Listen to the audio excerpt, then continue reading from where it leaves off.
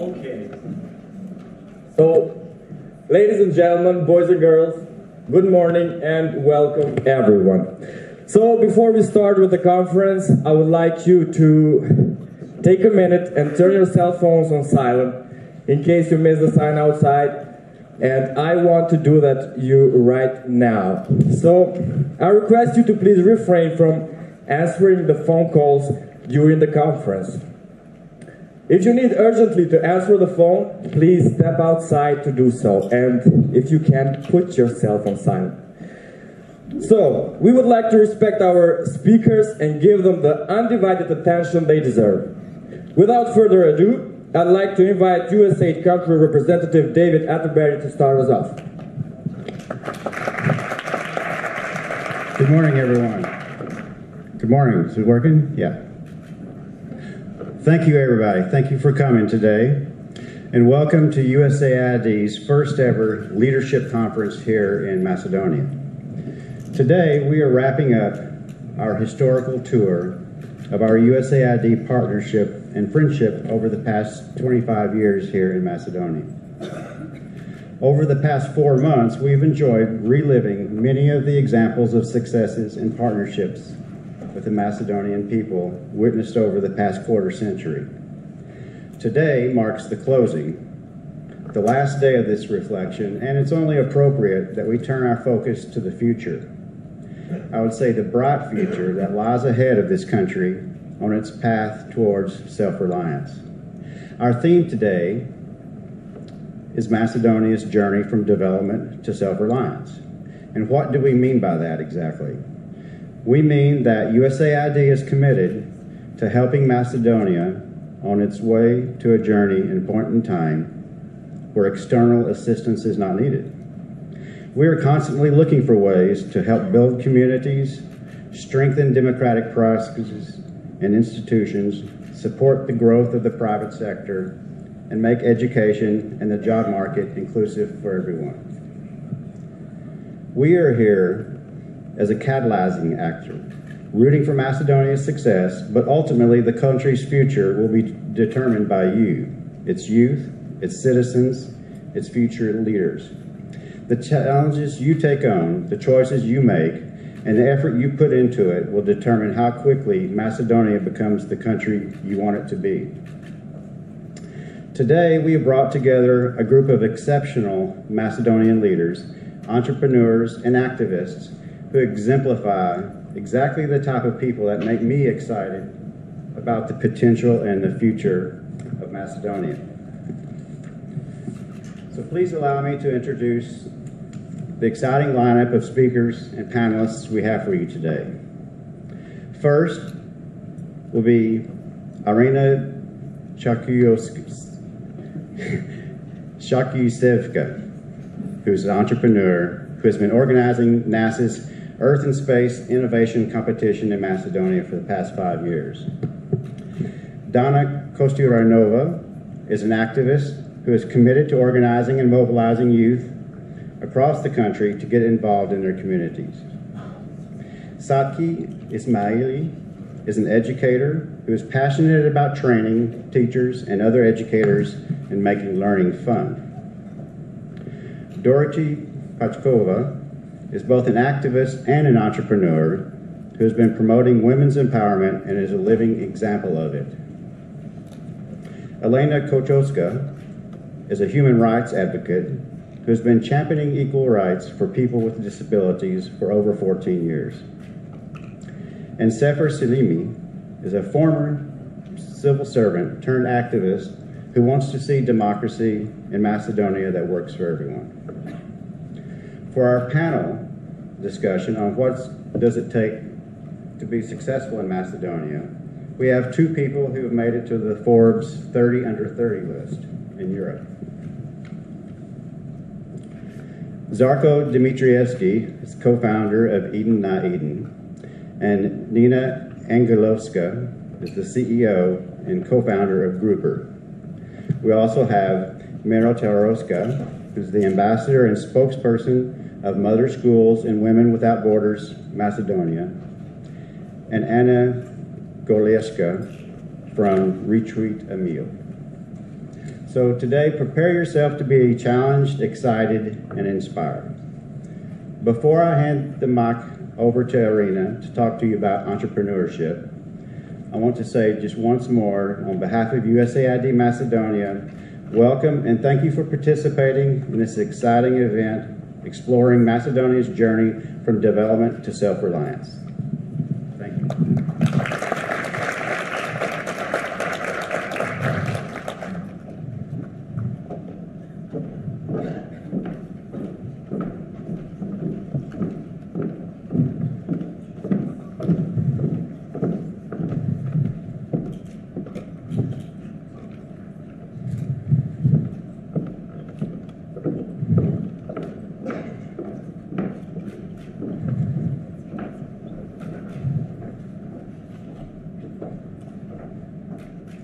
The first thing that I remember from my childhood is that I led an army of small soldiers while in kindergarten. The soldiers were all my male teammates, and I trained them in 3 basic skills: to jump high, to be strong, and to speak with confidence.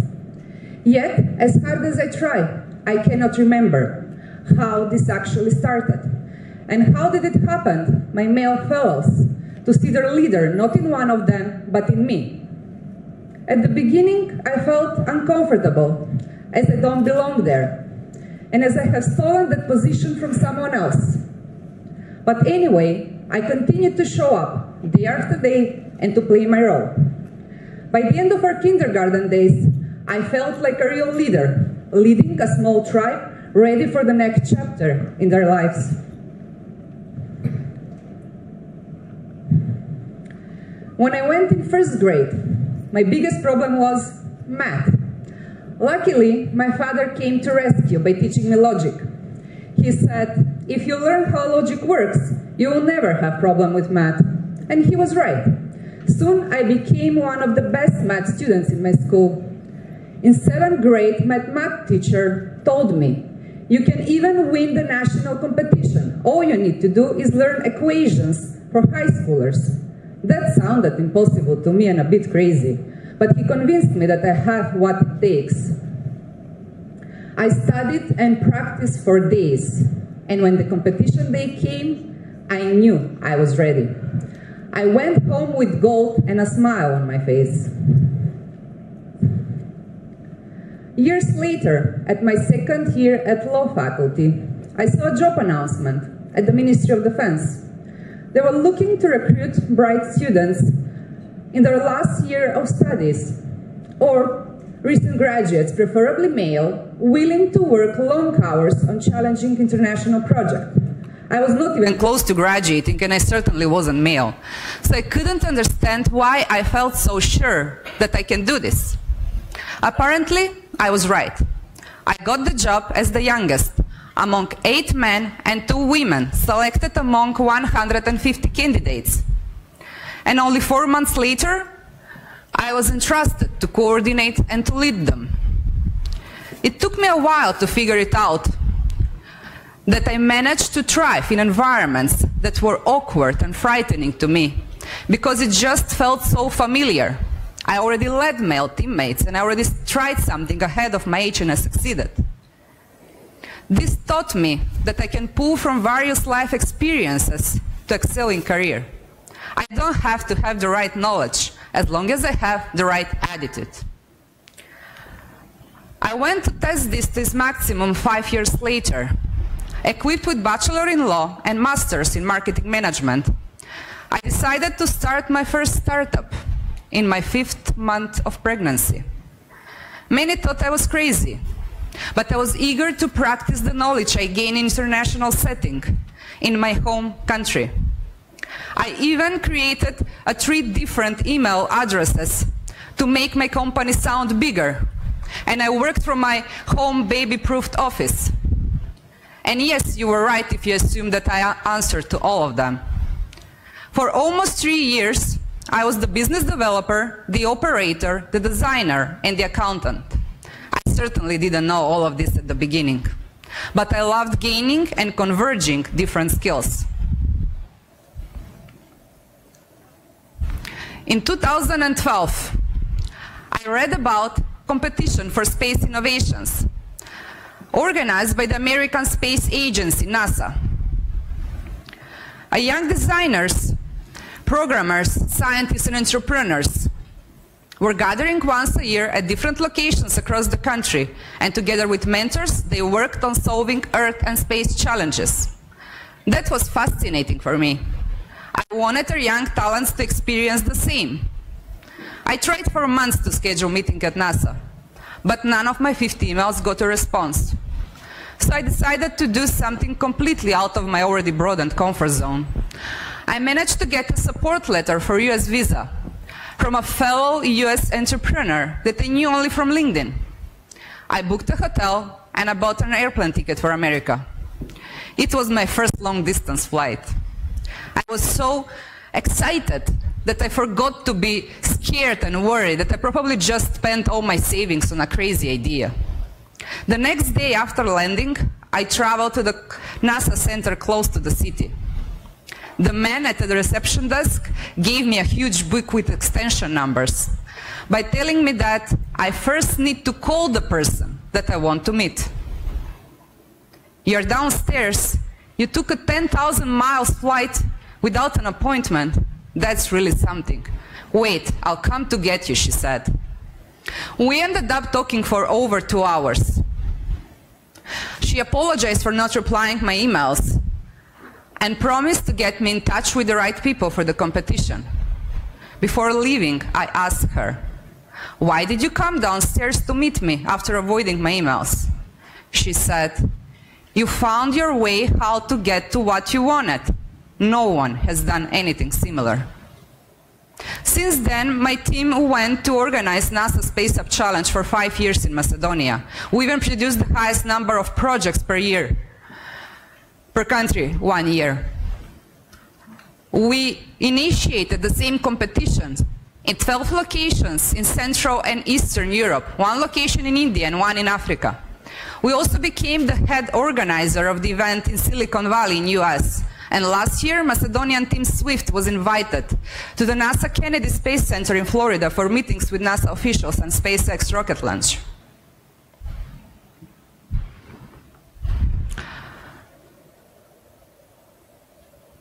That decision to travel 10,000 miles into the unknown also brought me an invitation to speak about European innovation and entrepreneurship at one of the most well-known universities for entrepreneurship in the world, Stanford University. Once I finished, they gave me a plaque that said, "The first invited speaker from Macedonia." I thought I was the proudest person in the world in that moment. Later that year, I also won a Google scholarship to attend one of my dream programs at Singularity University in California, developed and delivered by some of the greatest minds and innovators in the world.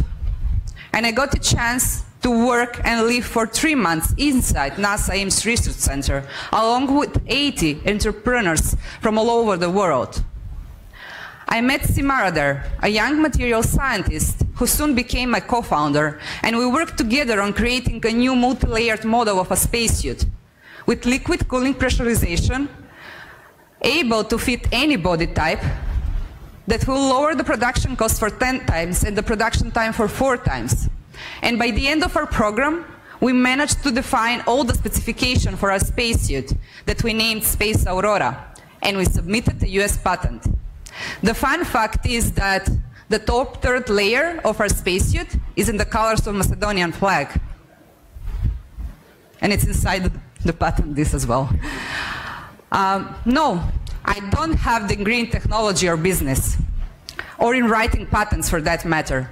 I'm self-taught. I'm sure that none of this would have happened if I didn't heard that single sentence, "You found your way how to get to what you wanted." It made me see myself differently. It showed me that I can do extraordinary things even from here, from Macedonia. It also led me to many out-of-comfort zone choices later in my life and career, including the start of the Newman's Business Accelerator. But it took me 10 years from my first job to hear it. I couldn't help but wonder what I could have achieved if someone encouraged me to see myself like that from the beginning. Unlike many of us here on stage today, that we walked our path without any guidance on programs for support of entrepreneurship, you have the benefit of being here and to learn about the choices we made and the lessons we learned. And it's not only us. There are many other young entrepreneurs out there who are doing the same right now, and I'll mention only some. Young team of scientists led by Dr. Goran Kungulovsky from the startup company Bioengineering, who won his PhD in Germany, partnered with Dr. Jean Mitrev Clinic, and now they're working on DNA sequencing and personalized medicine here in Skopje. A young team of graduates from the Faculty for Electrical Engineering and Information Technology, most of which took their internships in Western Europe, started a spin-off company at their university for autonomous drones navigation for 3D mapping and multispectral imaging. And our team SWIFT, that won the NASA Space Up Challenge in Macedonia in 2017 while still in high school, and traveled to Florida with the support of the US Embassy, are now finishing first year at Finki at Mechanical Faculty. And they just started their startup company for solar data collection and sold their first products, which also will be used by the national agency ELM during the construction of the National Photovoltaic Farm. The fact that you are here today means that someone saw something in you as well. Now it's time for you to see the same. I encourage you to envision yourself in challenging careers and roles starting today, and to carve your own unique path to reach there faster. And let's meet here today in a couple of years again to hear your success story. Thank you.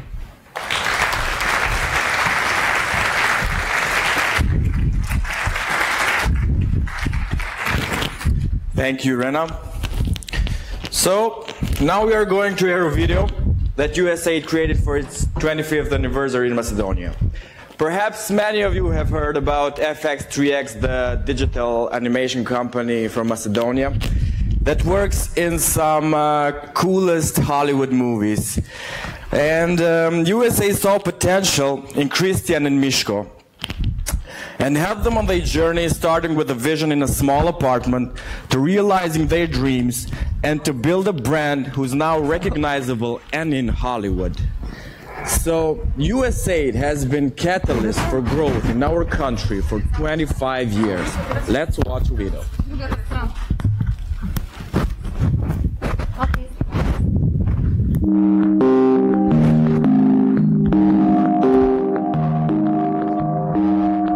Вистинските звезди ги гледаме на екранот. Не сме ние. Ако воопшто нема наодијана шпица, ние сме на последното место. Но секој со кој работиме знае за Македонија. Ние сме FX3X, компанија основана од 1997 година. Со анимација и визуални ефекти почнав порано во време кога анимацијата и визуалните ефекти беа непознати термини.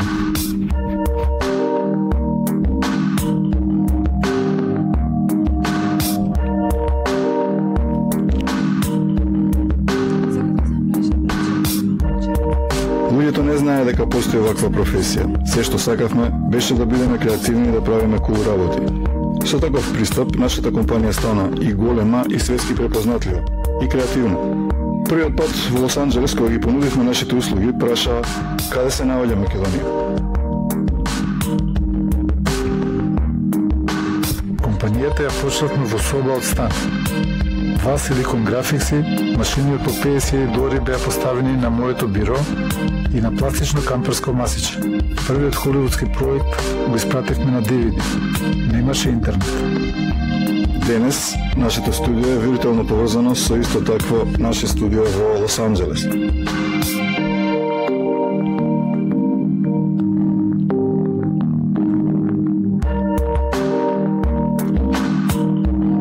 Постојат неколку важни точки во развојот на компанијата на кои често се навраќам.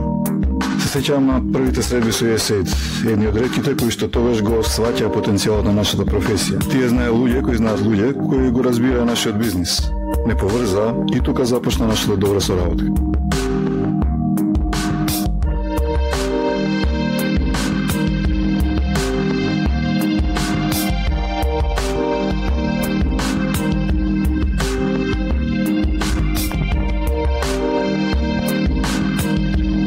Одиме да ги гледаме оскарите.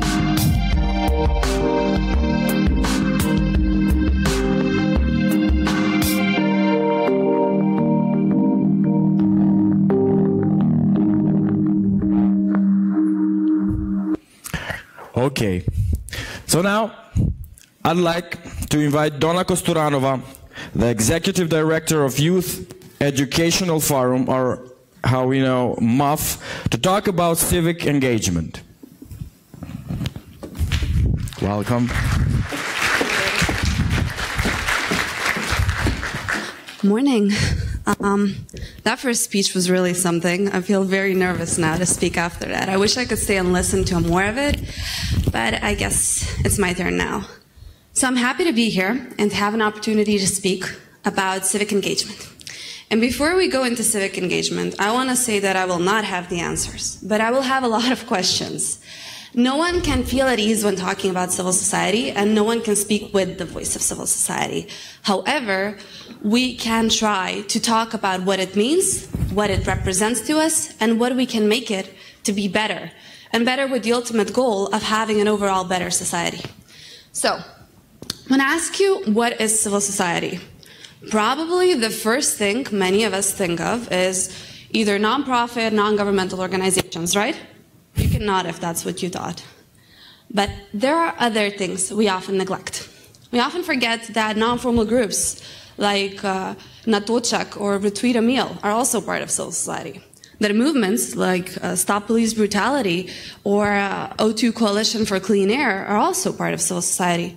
Many individuals, like all of us, make civil society. But it's not just that. It's media, it's universities, it's unions. Civil society is a very complex, broad spectrum of things that constitute it. And they all have a different way of working into it. Some work through direct actions, through community engagement, others through research, third through policy advocacy. But it doesn't matter what the form is, what the objective is, what the group behind it is, as long as it's supposed to fit into the segment of a better society and improve communities, it is part of civil society. And we often find ourselves where we've done something. So I'm going to ask you to think of the first time you volunteered for something. Or maybe the last time you went and supported some cause or initiative that you strongly believe in. Or maybe the last thing that has been bothering you for like the last few days. I don't know, maybe it's a pothole on the street, maybe it's some poor implementation of a particular policy, maybe it's something you just want to change and has been on your mind. And often, the first barrier for doing something about it are we ourselves. We tend to say, I don't have the time. I don't have anyone to do it with. I'm not sure how.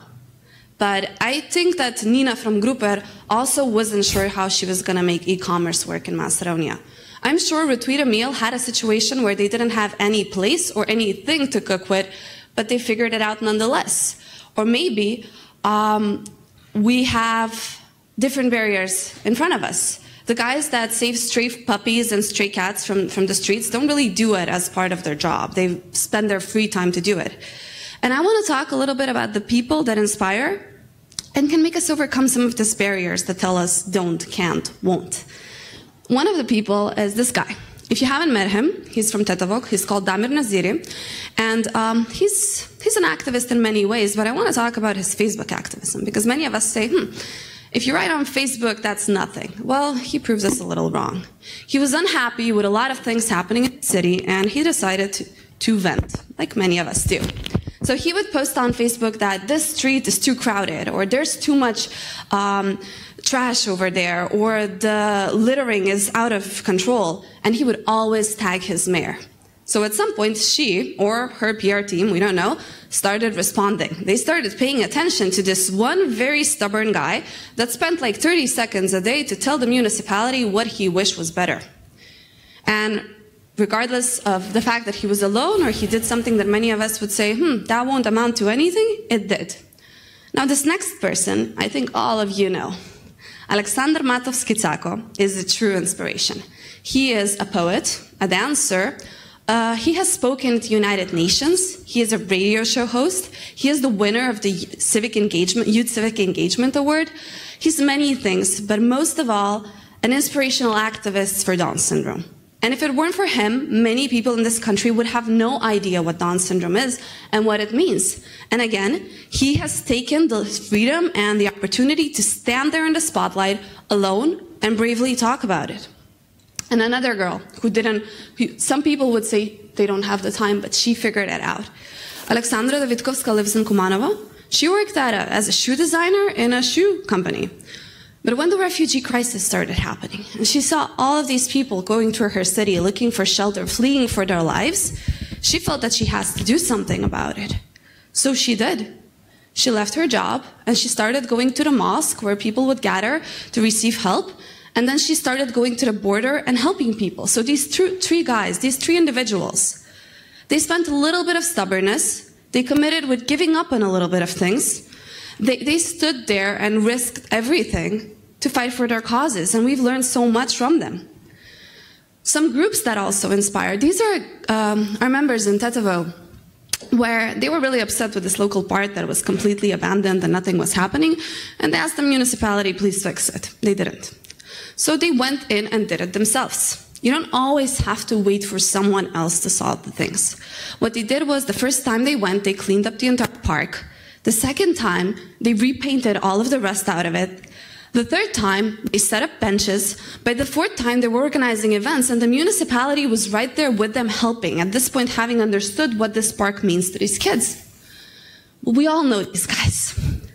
They made a lot of things happen, but one thing they made work was prove that horizontal organizing can sometimes work. And many of us see them as a protest movement, but they are so much more. They are people that have participated in legislation and writing a new law on higher education. There are people that have showed that it's important to organize and prove that you stand behind the words. They have spent almost more than a month sleeping and working and organizing activities at the public universities in Skopje, showing what a real university should look like and what we should have in it. And they achieved a lot. They, of course, prevented poor legislation reform. From next year, we should have new students organizing. That is partly to their credit. But most importantly, I think they invigorated everyone in this country and showed what the power of democratic self-organizing really means. I'm somewhere in this picture, by the way. This is another initiative called Youth Republic. It happened 5 or 6 years ago when many of us said, Macedonia is the only country that doesn't have an umbrella youth representative organization, which can help us as young people to speak with one voice. So we said we want to establish it, but we didn't just establish it. We said we were going to debate for like a month across the entire country and ask everyone what kind of organization they want. So it was this insane endeavor. I've almost 20 debates in a little under a month all across Macedonia. And they worked, they helped. Because, for instance, one of the things, when we started the debates, many of the activists thought that political party youth wings don't belong in organizations like this. By the end of it, they had convinced us to be strong advocates that youth political parties must be, youth wings of political parties must be part of youth organizing as important actors in the society. So consultations appear to also be a relevant way to take participation. And a little bit about myself. I'm not going to talk about other people all of the time, I guess. This is the community I come from. Youth Educational Forum is an organization that has been around for a little over 18 years now. So technically we could have the right to vote at this point.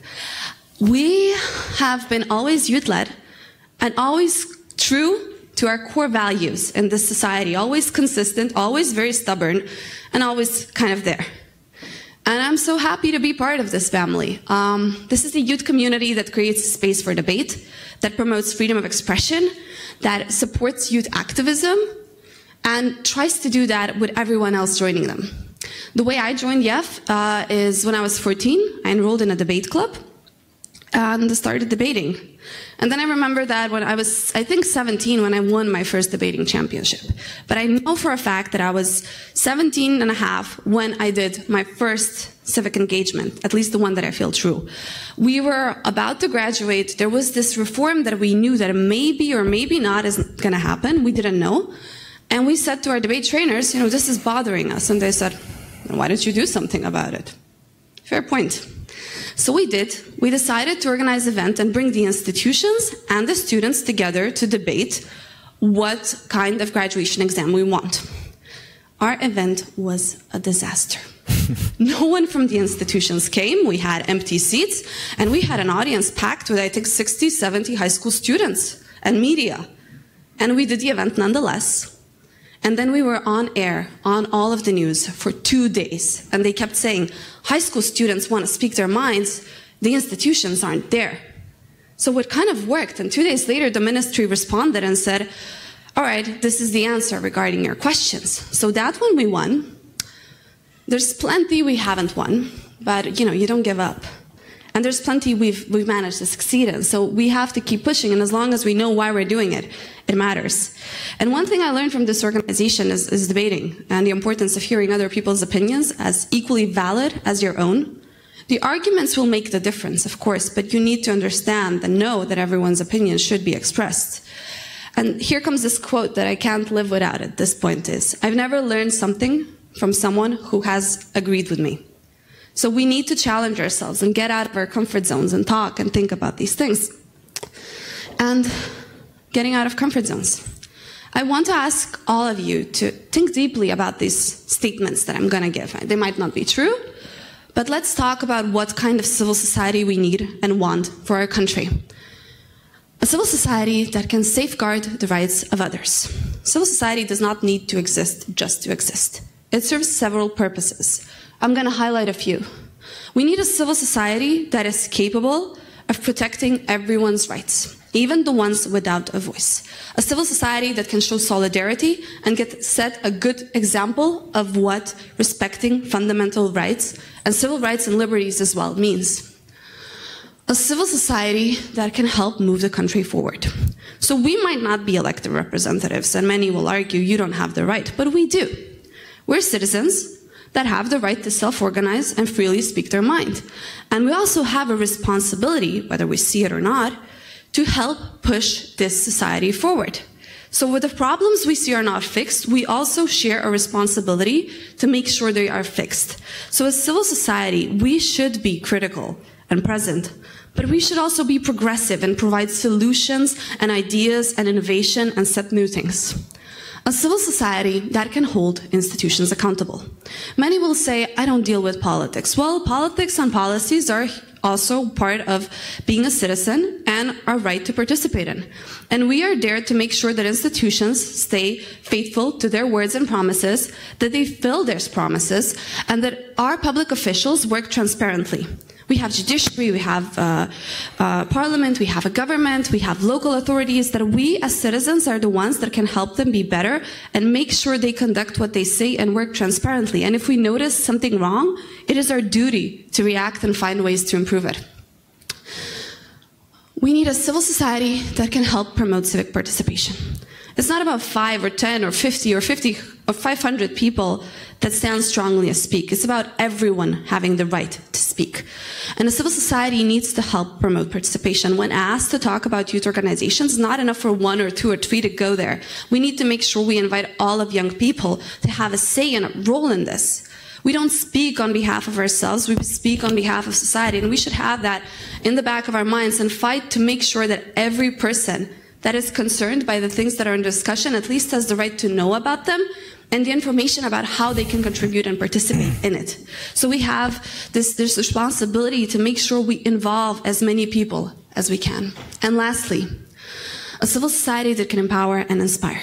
We have this sort of duty, I think, to give what we know to others, to share what we know, to not monopolize information but pass it along to as many people as we can, to invigorate, to spark, and to help others, to stand behind them. If someone else has a good idea, it doesn't matter that they have it. What matters is that we give them support for that. So finally, There's so many inspirational examples, and I could only put so few. But I want to ask you to find a few more. Look to your left, look to your right. These probably are people sitting right next to you that have all so much to say and do. So talk to them. When we have a break, not now, but talk to them. See what they have to share. See what they have to tell. Let's see what their story is. And finally, I asked you a few minutes ago, I hope it was a few minutes ago, to think about that one thing that has been bothering you this last few days or this last week. You know, the thing you wanted to fix. Maybe your building isn't recycling. Well, none are, but you know, that's also a problem. Maybe this particular politician is pushing an agenda that you're not sure is the right one. Maybe you just want to solve a local park thing. And, you know, what's preventing you? Think about what you can do about it. And that's the last question I want to leave you with. Think about that one thing that was bothering you and ask yourselves, how do I fix this? Thank you.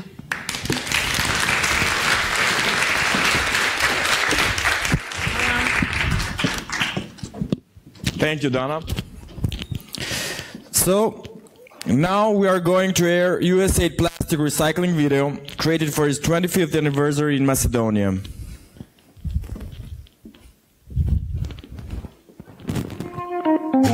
By early 2005, the extensive use of plastic packaging had become a serious problem in Macedonia. There was massive plastic waste that polluted the natural beauty of the country, especially its rivers. People were focused on recycling metal scrap, paper, and glass in smaller quantities. So the obvious question was, why not recycle plastic too? The answer? Because no one's buying it. USAID had an idea. It started a project that introduced plastic recycling to Macedonia. First, USAID had to find the right partners. Through USAID support, a few companies across Macedonia adopted a new technology that could recycle plastic waste into plastic flakes. These flakes could then be exported as raw materials to make new products. Next, in partnership with local governments, USAID helped create the entire infrastructure needed to recycle plastic. It supplied blue bins on streets for people to drop off plastic bottles, designated collection centers, and worked with public utility companies to educate people on how to segregate plastic from other waste. USAID had a training program for people who already sorted trash to enable them to also sort plastic. They were also given specialized tricycles to collect plastic bottles. This initiative was promoted in all primary schools in Macedonia. Even a popular plastic recycling anthem was created. It worked. USAID created a whole new self-sustaining industry. By raising awareness about pollution, USAID promoted environmentally friendly habits, created new jobs, and best of all, Macedonia became a cleaner place. You could once again see its natural beauty. In 2005, USAID launched Macedonia's plastic recycling industry. What started from a simple idea has grown into an industry that now creates many jobs across the country. That's what true friends are for. 25 years USAID in Macedonia. Yeah. So, yeah, you can give it an applause. Good. So, wouldn't it be great if Vardar was once again clean and free of plastic, and what can we do about it? So, let's start with committing to spreading trash in our homes, and let's make the effort to separate plastic, glass, metal, and recycle. So let's be the change we want to see. I'd like now to welcome Satki Ismaili, the Kirill and Methodic Primary School Director from Tetovo, to talk us about how education can prepare youth for the modern workforce.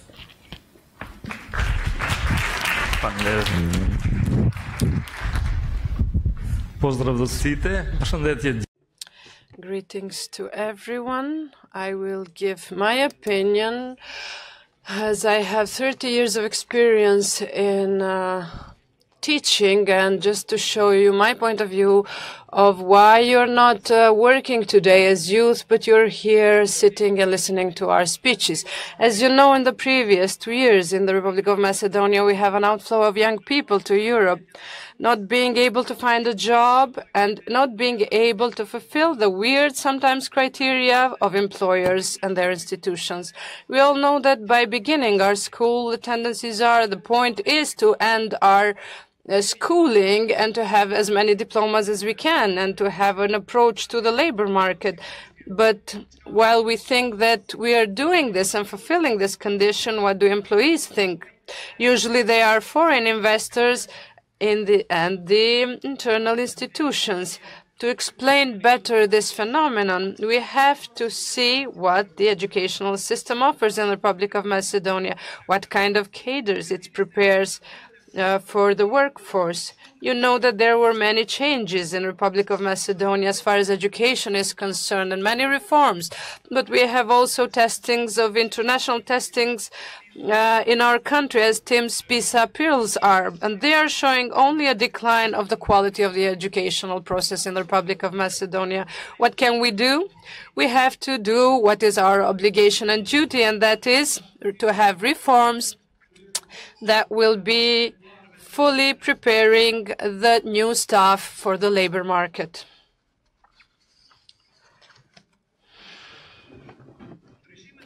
The changes which were already done in the primary education system are changes that offer a lot, but only in the lowest cycles of the education. You know that we have the primary and secondary school. And in the classworks, thanks to many projects that are being implemented, thanks to USAID as well. I will mention what is the most fruitful and gives more result.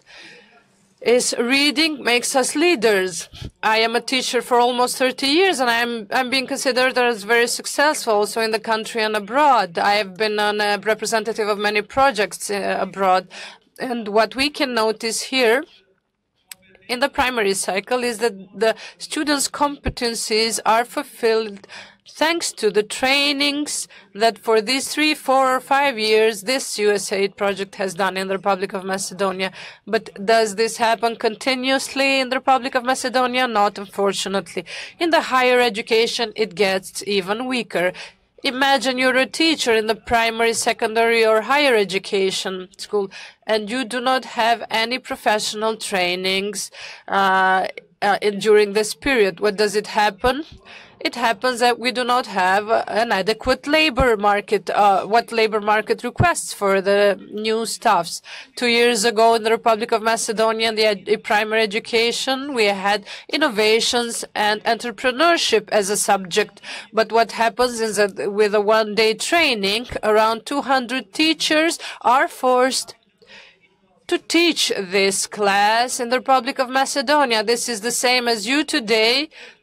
You'll follow 5 or 6 hours of innovations and entrepreneurship, and we say, okay, now you have to prepare the new generations and prepare them for the labor market. Is it possible that if I am a math teacher to offer from tomorrow, after a one-day training I had, to prepare you for biology lessons?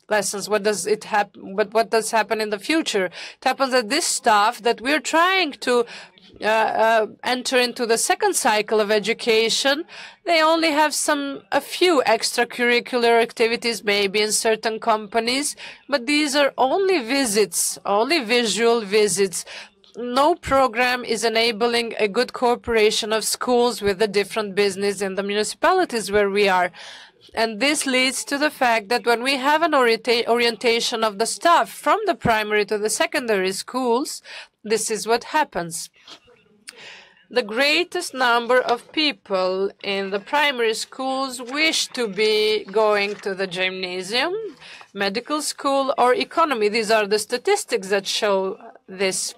And without thinking that what awaits them in the labor market. If the educational system can give all the primary education children, the greatest part would go here. But what about the professional or vocational schools? There we have students that cannot go to these 3 directions. What happens to them? By not having good and qualitative programs where they would develop their competencies and skills for the labor market, they remain just trying to finish this school and going to higher education.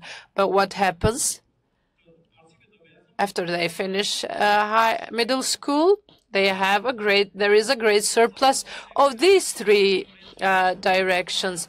And then they want to go to universities where they already become aware on the needs of the labor markets. But then there is a phenomenon in Macedonia where after finishing these three directions, for example, one has finished medical high school, then he goes to the English language studies, or finishes economy, then goes to the medical studies or another profession. What kind of competencies will he have after the secondary school? Unfortunately, many young people, after finishing these two directions, they go to teach in primary, to study teaching in primary and secondary schools. Imagine if a young person that has finished economy or medical high school, I am a principal of a school, and for one working place, there are around 20 people running for it. But unfortunately, this system today that made young people go out of the country today, we know ahead who is going to get that work, that job. And we are trying to prevent these processes and to select qualitative staff. But the qualitative staff, how can we stop these people in the country? If we have a deficit, if we have a surplus there, but we have a deficit here, and the foreign investors in Macedonia say that they have, for the 3 last years, a lack of around 5,000 workers, and these are workers that would be welders, different mechanics, the mechatronics profession, and so on. What happens with the higher education? We do not have enough IT staff, programmers, software testers, and so on, many others. But on the other side, it is maybe also funny because the textile industry and the catering industry says that we do not have an adequate staff for their companies. How can we have an interest if one person that has gone through 18 years of school, you're giving them a salary of 12,000 dinars, equal to 200 euros? Do you think that they will remain there with such a salary if they have higher education qualifications?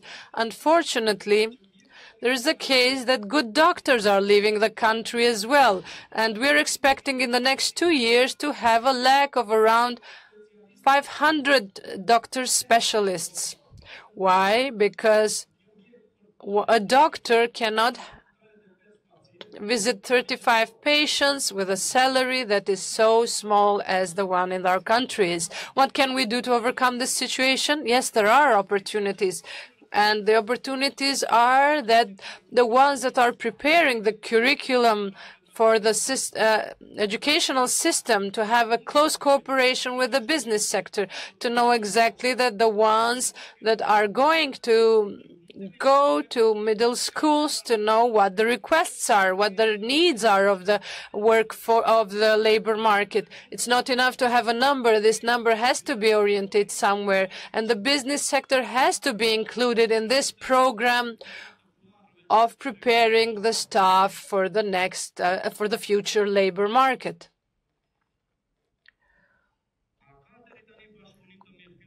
Did we have so far a good cooperation of educational institutions with the business sector? Unfortunately not. And this makes having 5,000 people as a deficit or a need of professions. But then on the other side, we have 2,000, 3,000 people that get salaries and stay at home. What do we have to do? We have to take the positive examples that we have in the Republic of Macedonia. I come from Tetovo. Does not mean that the Tetovo is the only city where everything is flourishing. But we've made some changes in the educational system, especially in the approach of the secondary schools. We have people from Tetovo here. We have the gymnasium, the medical school, and the economy. The previous years, the greatest interest to enroll was just there. But the other professional schools like Mosha, Piade, and George Stojčevski were almost to a close. and the higher education made a change. Not that everything is excellent there, but here we saw that the number became bigger. And the number for the medical and the economy direction got smaller, and these others got increased. But thanks to USAID and some programs it implemented within the municipality of Tetovo and the high schools, today these high schools have prepared curricula that I personally visited. There are 9 institutions, business institutions, and I was interested without them knowing where they got the staff from.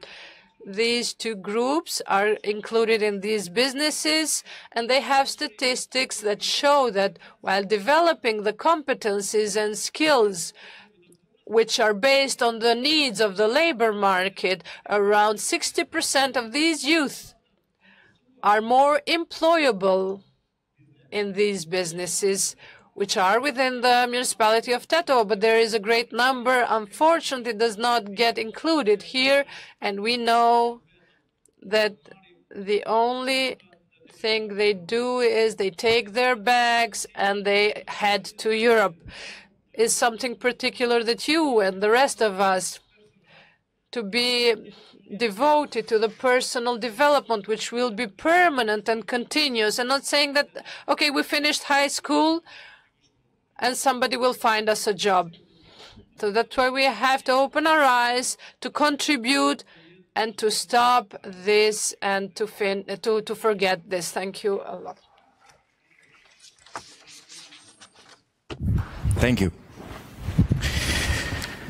So, while the higher education does give youth a considerable edge in the labor market, unless they had access to quality education early on, they won't make it to higher education. For the past 15 years, USAID has been working with the Education Ministry and its local partners to make education inclusive and more fun for everyone. So, let's watch this short video to know more.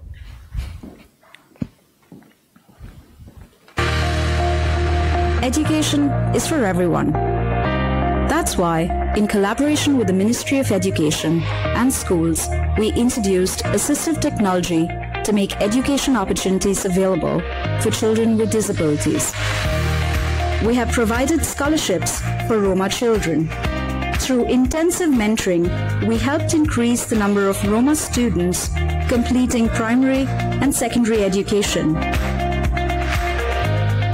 We have worked with teachers, school administrations, local municipalities, and parents to make schools warmer, more comfortable, and stimulating learning environments.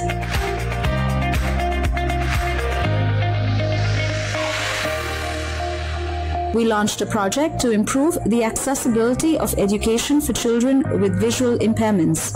We were the first to introduce all primary school textbooks in Braille, raising public awareness about visually impaired people and their right to equal access to education and employment. USAID, through its local partners, has been helping improve education in Macedonia for nearly 15 years. So far, together with the Education Ministry and local municipalities, we have renovated 193 schools.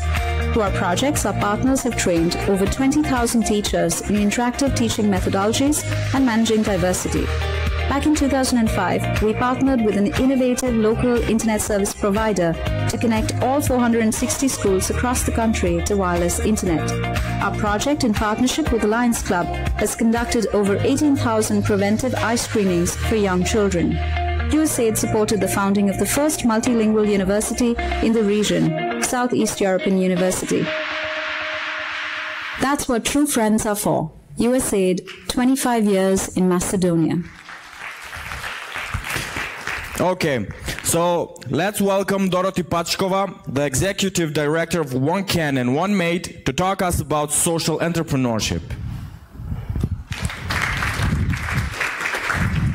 Welcome. Hvala.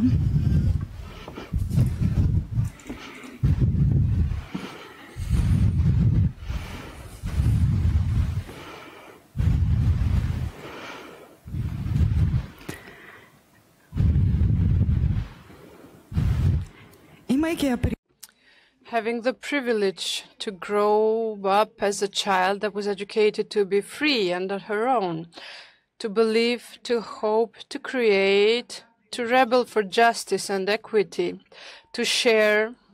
I couldn't imagine working on a typical business, classical business, especially what I thought was business at that time. In 2012, I had and I have the privilege to become a mother of a wonderful boy today, a single mother by my own choice. In 2013, I began to create contacts with single mothers around Macedonia. I have the feeling that for a long time we were the grassroots movement, a female grassroots movement that was oriented in a cruel environment as our country is. Through the efforts to go to the labor market, I had unmeasured abuses of women, single women, and especially single mothers. In 2014, I visited many trainings, and up to then, there was nothing that existed that could lit fires that only art could. In one of the many trainings, I heard about social entrepreneurship. In 2015, I founded, and it was the only active organization at the moment, a civic organization for promoting the rights of single families. And through the roller coaster of research, analysis, life stories of single mothers and their children, I didn't know what to do first with all those data and information, including also mothers from state institutions and from the very families and women that ran these families.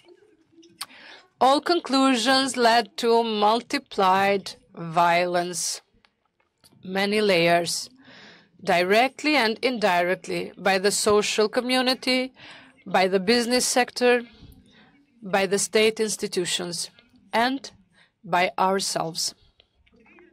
In 2016, there were many data that from a global level concluded the same that we did conclude in one can with modest and analyzed for over 3,000 single-parent families. Our data matched. It was a fact what we gained as information from these families on our everyday basis. I didn't know what to do with all these negative experiences that passed through me every day. I set for a paragliding flight. And while the very flight, the Dorothy broke within me, the Dorothy that wants to stand firmly on the ground, but Dorothy that can create freedom. The social entrepreneurship is the third sector which offers the freedom to many children that was taken from them as a privilege to grow as on their own and to be themselves, to trust life, to grow and believe, and not only to believe, but to be able to do. 70,000 families have been taken this freedom from. That's why we created One Does. One Does is the first and single company for producing organic and qualitative cosmetics.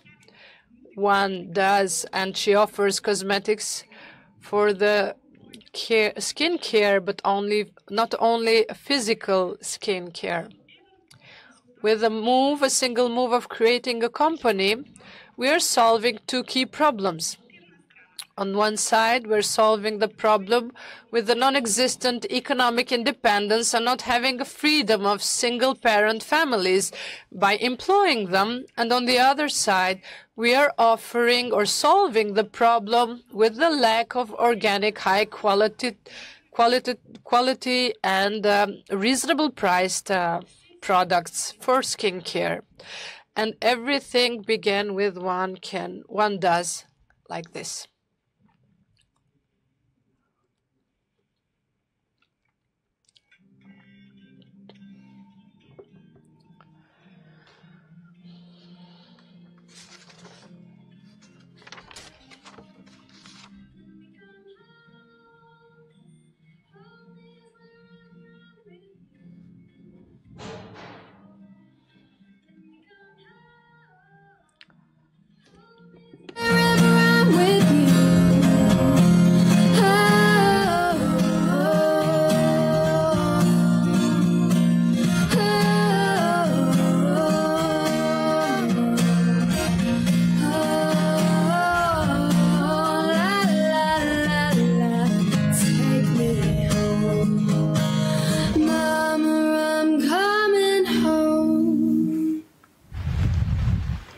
Нема много можности, да. Opportunities, but I had and I have trust and believe that everybody deserves to live freely. OneMade is the company that enables a free life for a countless number of mothers and children. An innovative company does mean that has the key purpose to offer opportunities for innovations in the economic sector and socially useful areas to improve social services. Through OneMade, I discovered that the top of creativeness is the social entrepreneurship. For me today, the top of creativity is to create possibilities for many discouraged women. Today in Macedonia, there cannot be a happy individual that is survived with so many citizens that are not respected. All of us have to be aware that we have a huge potential to be a normal society and a much better society from now on, from what we are today, because there are no happy individuals where there are so many disfavored citizens. For everyone, freedom, let's form social entrepreneurships.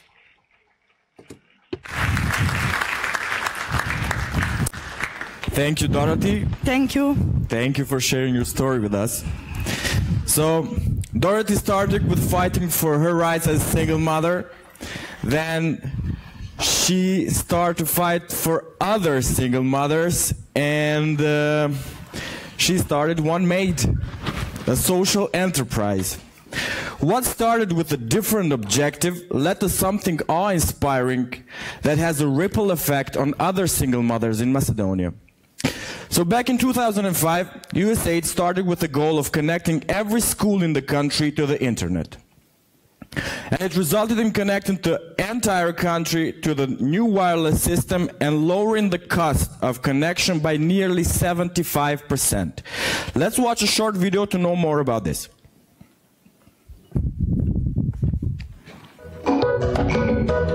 In 2004, only 8% of Macedonian households were connected to the internet.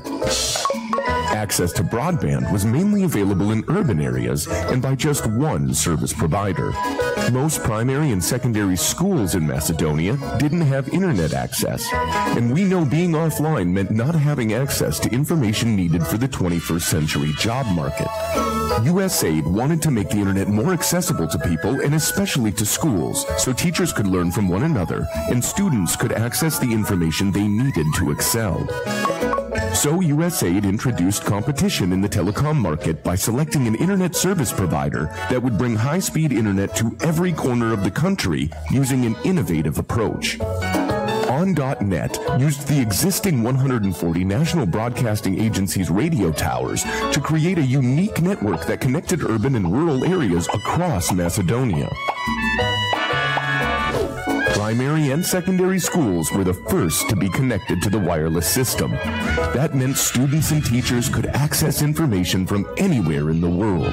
In the next wave, USAID added and connected an additional 100 sites, including all universities, student dormitories, some government offices, and a select few NGOs. By the end of 2005, every corner of Macedonia was covered by the new wireless network. Even Louis Bueno was connected.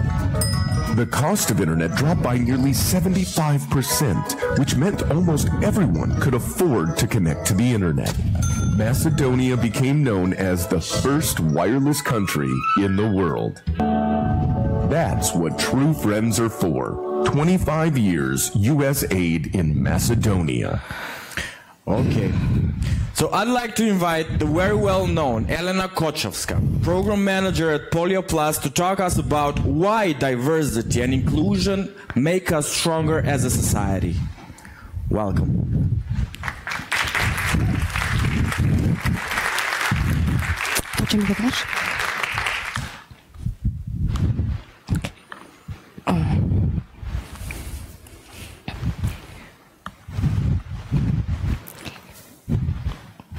Šta će ovo tuka će osa? Em da го гледате, em да ме подсетува.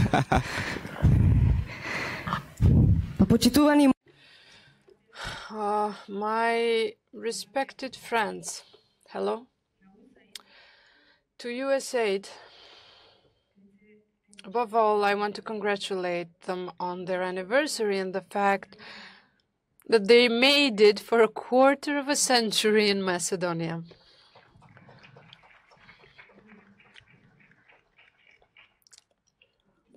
And I also want to thank them also for the invitation to this event. And as an activist, but also as a representative of my organization, Polio Plus, a movement against handicap. The topic is quite intriguing, and it is dedicated to diversity and equality. Now, we'll hear, of course, intercultural values, different yet equal, to respect each other. We have also a society for everyone. These are sweet words which every one of us, politicians, international and local experts, institutions, judges, media, and even an ordinary child in all schools does say these words, and in a moderate, quiet way. You think everybody bows down to the beauties that diversity brings, and which in its essence is fighting with equality. Diversity is something more than just having another color of your skin, another gender, age, or handicap.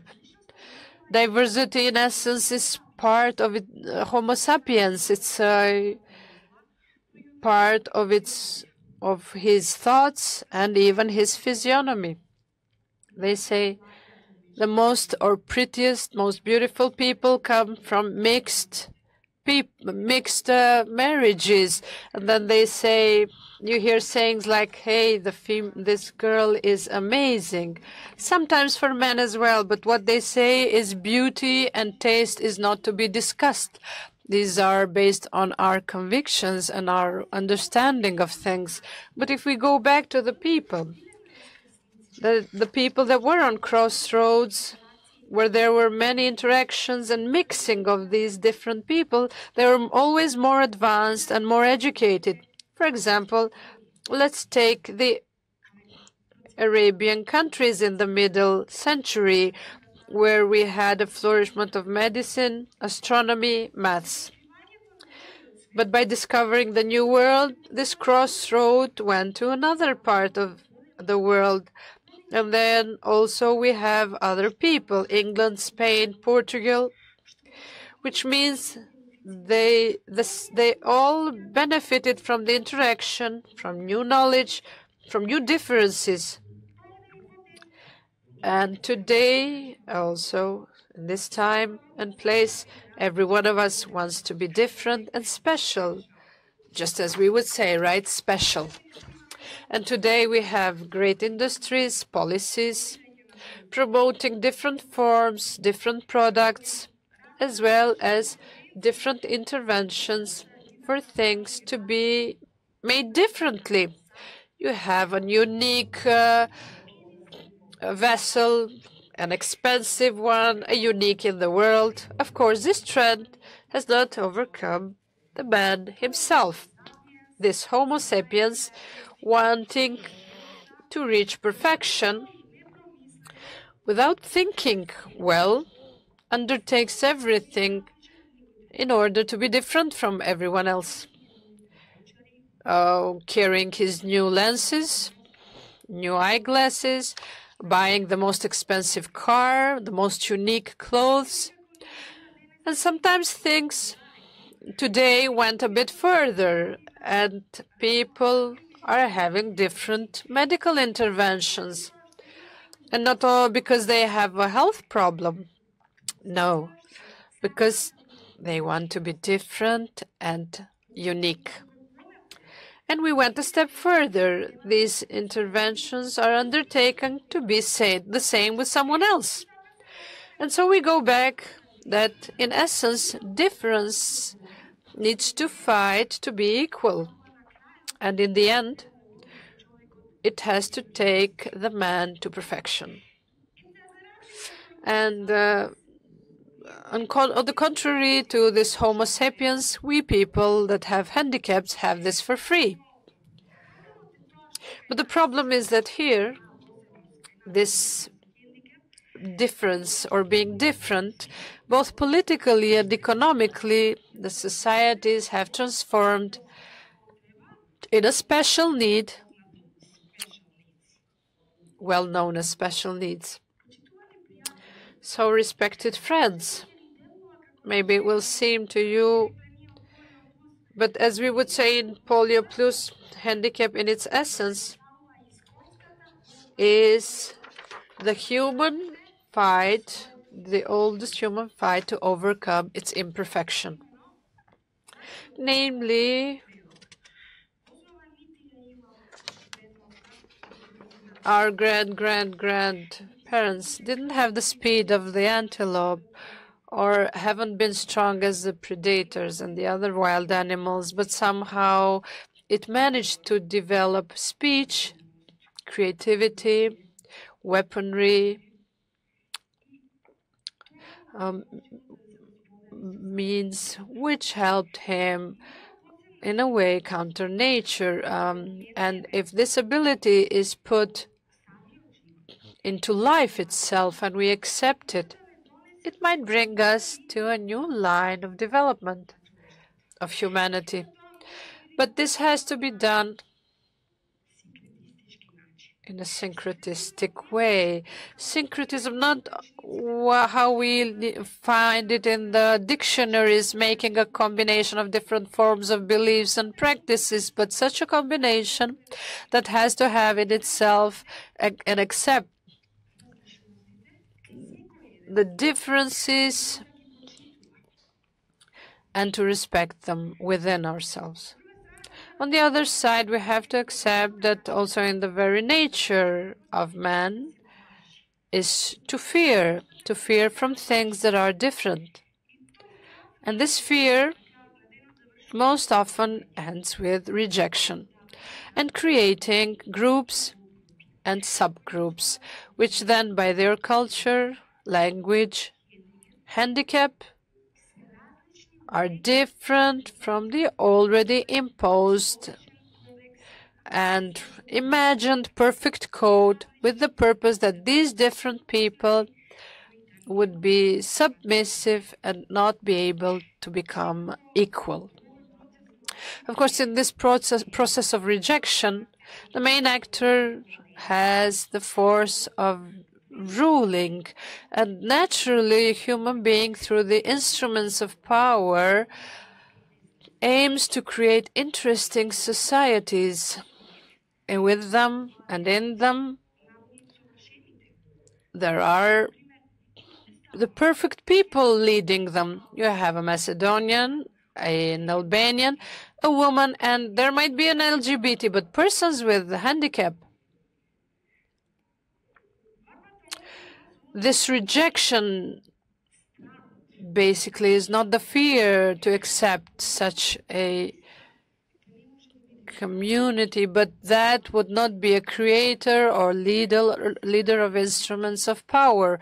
And whether we like it or not, they are leading to the creation of inequality, unequal participation in all the social movements. I think that's why we have ableism, racism, xenophobia.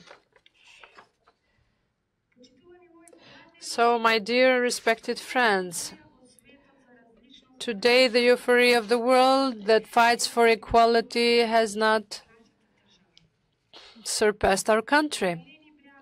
As if we didn't have enough of history lessons that imperfection is in fact the human advancement compared to everything else that exists in this planet.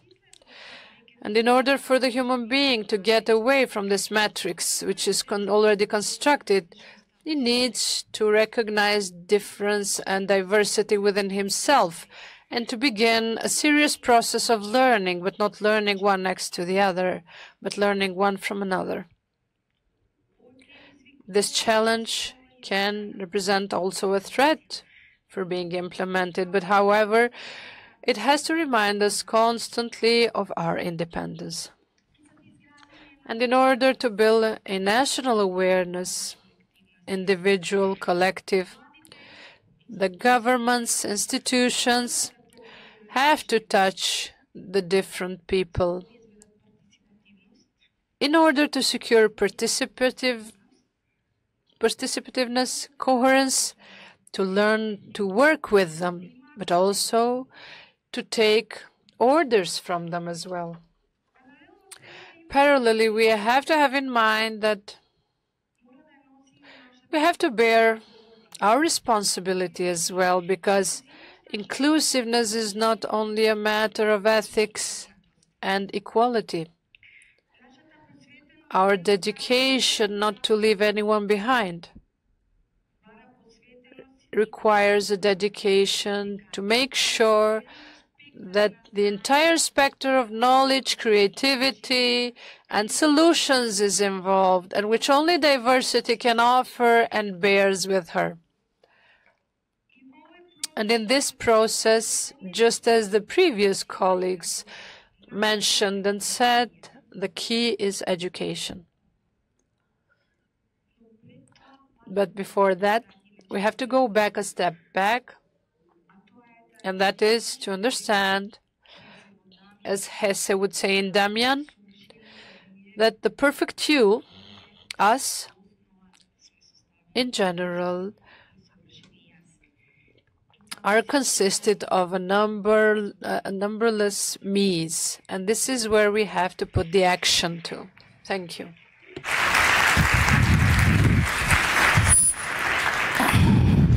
Thank you, Elena. Thank you very much. So, USAID has been promoting the virtues of diversity and inclusion for a very long time, and I know about this firsthand.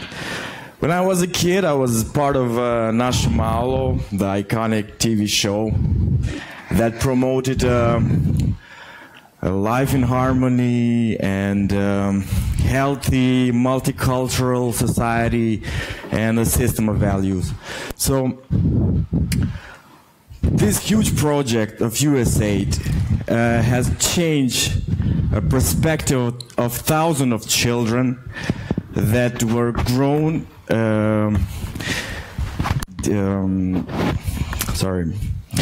USAID, changed the perspective of thousands of children that were grown up with a TV show along with their parents. And now those children today are grown people who believe and live with that model. And some of them are now parents who pass that way or pass those values to their children. So now let's watch a Naše Malo reunion video created for a 25th years anniversary in Macedonia and the reunion of Naše Malo's team after 18 years.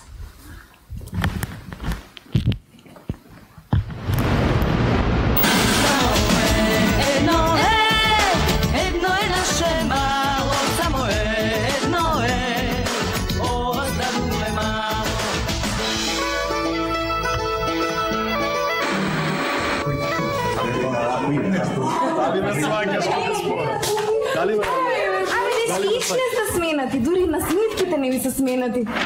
Мислите ке не препознае? Абе, на кој прво му се појави? Не знам, да разбудиме. Кај сум? Кој датум сме? Бени, Ице, Джелан, Зана, Мали, Дарко. Дали сонувам? Не, Кармен, ти не сонуваш.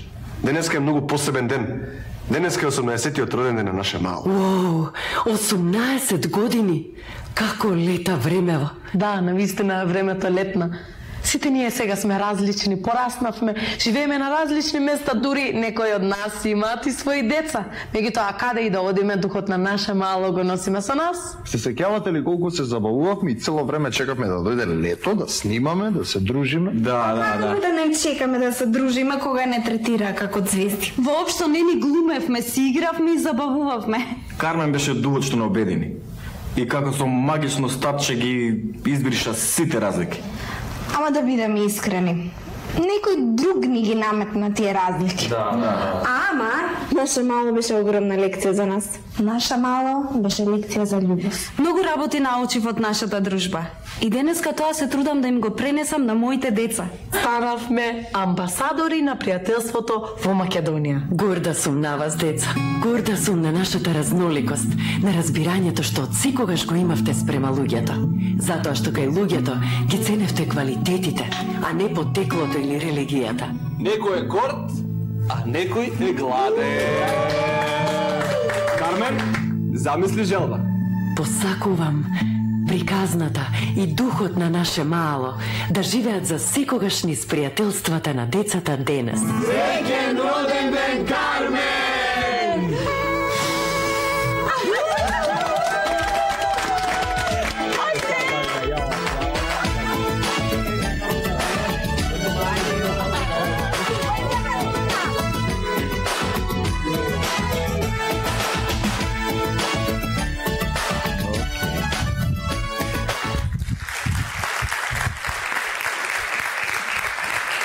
Good. And now, ladies and gentlemen, boys and girls, it's time for brunch. But before we break for brunch, I'd like to ask each of you to make the effort to speak to one new person during the brunch. So go up to someone you don't know and introduce yourself. This is an excellent opportunity for you to meet someone of the most promising youth from the nation. So, time for brunch. Okay, and now for the very exciting panel discussion on what does it take to be successful in Macedonia. So I'm sure you will love to know how our panelists carved their niche in Macedonia. So each of them perhaps defines success differently. Let's begin by getting to know today's panelists. Nina Angelovska and Charcot Dimitrievski are very popular faces in Macedonia. So they recently made it to the very prestigious list of Forbes 30 under 30 in Europe. Nina is a co-founder and CEO of Gruper, and Charcot is co-founder of Eden na Eden, the highest rated TV talk show in the country and established marketing agency. Anja Golješka is from the famous citizen-driven volunteer initiative, Retweet a Meal. If you don't know about this initiative yet, please look it up, and I'm sure each of you will want to be part of it. And last, but not least, Meral Muslit Tairoska, Mother Schools Ambassador and spokeswoman for Women Without Borders in Macedonia. So, wondering what Women Without Borders in Macedonia is. Read her biography, Google the organization, you will see it's really cool. And I'll introduce you Hazel Correa, USAID's Development and Outreach Communications Specialist, which she will be the moderator of this panel discussion. Thank Good luck. Applaud us. Applaud us. Thank you.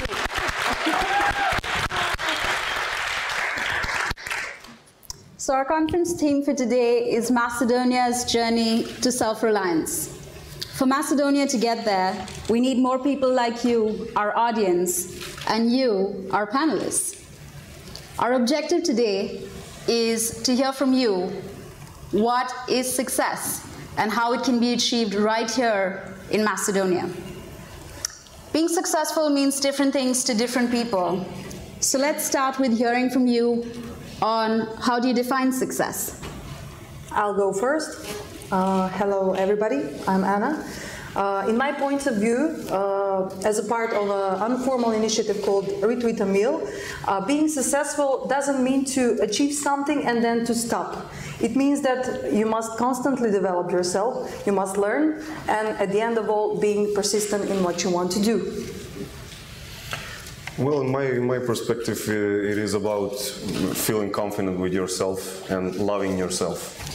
And I guess at the end of the day, it is the goal for everyone to achieve. So let's not view it from a business perspective or anything else. Just if you succeed in being confident and loving yourself for what you are successful. Yeah, I agree. So the definition for success personally to me splits in two categories. I feel that the first category is me being able to pay the bills or being able to take care of my family is, to me, basic success. And the second category is something that I always wanted to be, and that's have a positive impact on our society.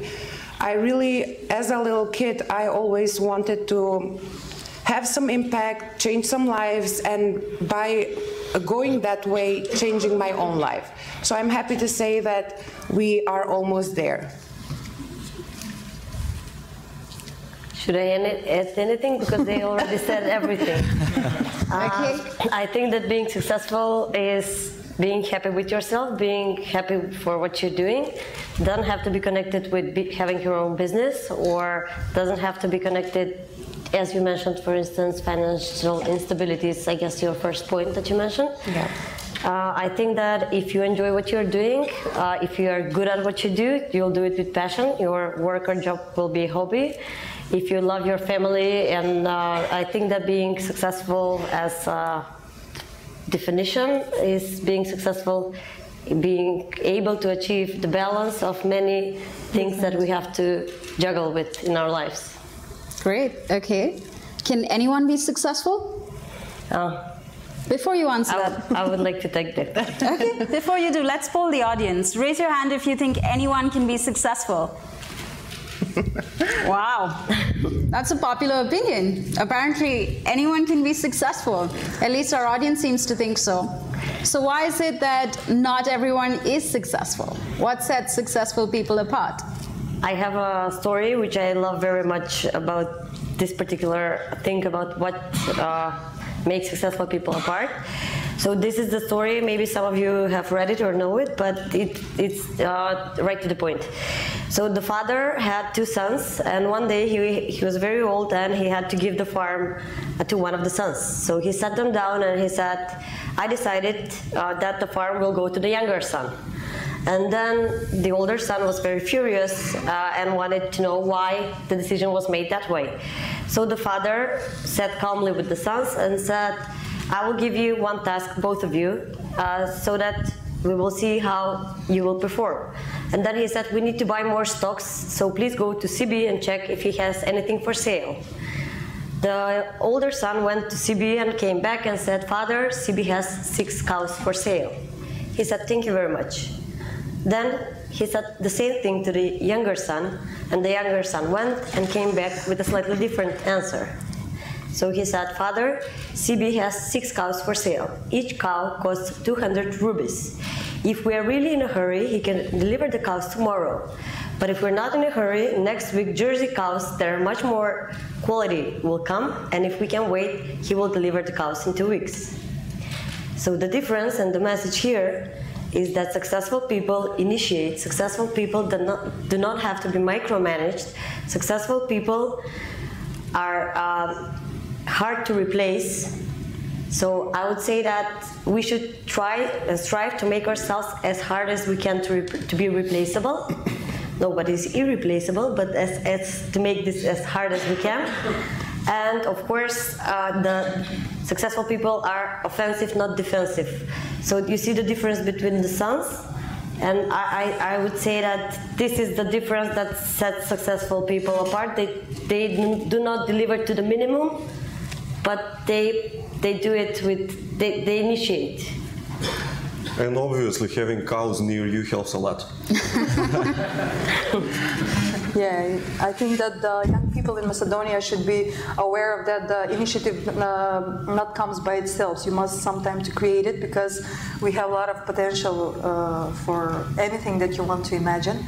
And I think that the story that Mina brings to us is a short bullseye into the what success means. I feel like Miral has something to add here. Yes. Well, as a psychologist, I have this natural belief in people that they have potential in themselves. So it comes naturally to me to see that someone has got what it takes. And when we think about what separates successful people from other people, is that successful people know exactly what they're good at. So when, let's say for example, when you're a good cook, so let's say everybody in your family says that your cooking is the best. So, sorry, instead of going to law school and becoming a lawyer, you should just invest in yourself, becoming a better cook, or invest in your professional build-up. So that's how you will create, let's say, this. Oh, I'm the word for it. Say it on Macedonian, we'll find it. No, a platform. That's the word I was looking for. So you will create a platform where people will see how passionate you are, and you will get noticed by the right people who will help you to get where you need to be. So that's my definition of seeing the difference between successful people from other people. Okay. Charcot, I know you have an opinion on this one. Do successful people choose growth, or do they choose comfort? Well, definitely growth. I mean, for sure. One thing is being comfortable with the situation.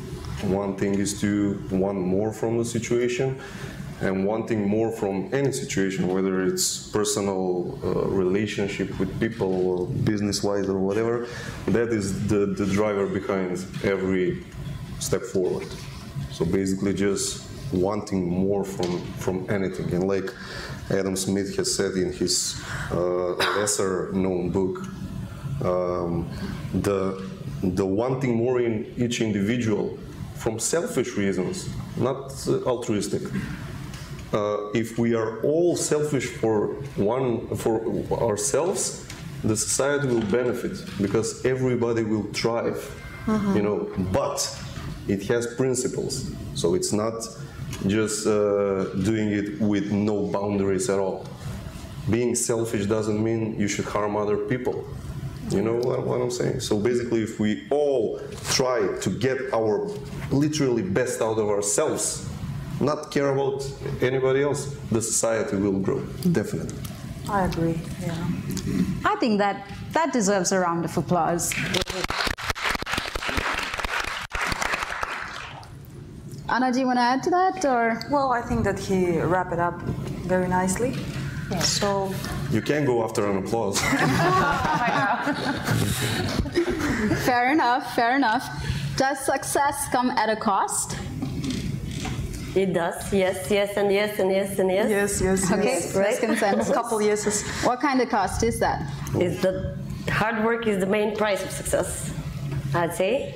Dedication, determination, all the sacrifices, all the sleepless nights, all the hours of hard work, all the fails and ups and downs, and these are all the costs of success.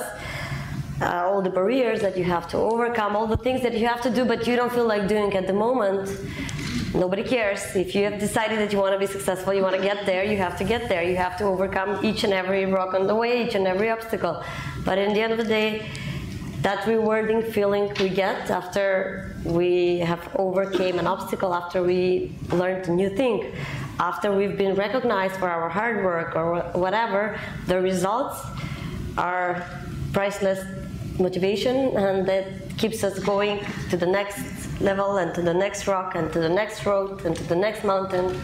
So I'd say yes, but it's worth it. The cost are there, but it's worth it. Value for money, for investment.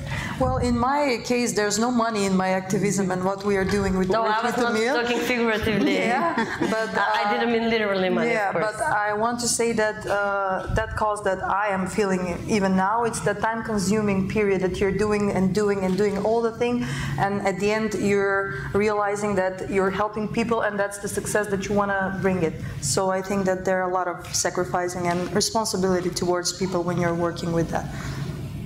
Agree. Yeah. The impact, of course, is... Yeah. So one thing that's common with all of you is you've been able to turn obstacles into opportunities. How have you been able to do that? Well, one thing... I would like to... Yeah. Go. To say again one other story. Sure. Okay, I'm quite a solitaire today, so one will be, again, the story of Bata, about how we view opportunities, and the other will be of Grouper. In 19th century, while colonial Africa was opening their markets, the shoes factories sent their representatives from Victory, England, to go to the African market and see if there is market for them. All the sales reps came back and said, all people are barefoot, there is no market for our product. The only one that came with a different statement was the rep from Bata. That's how Bata opened their factory in 19th century in Africa.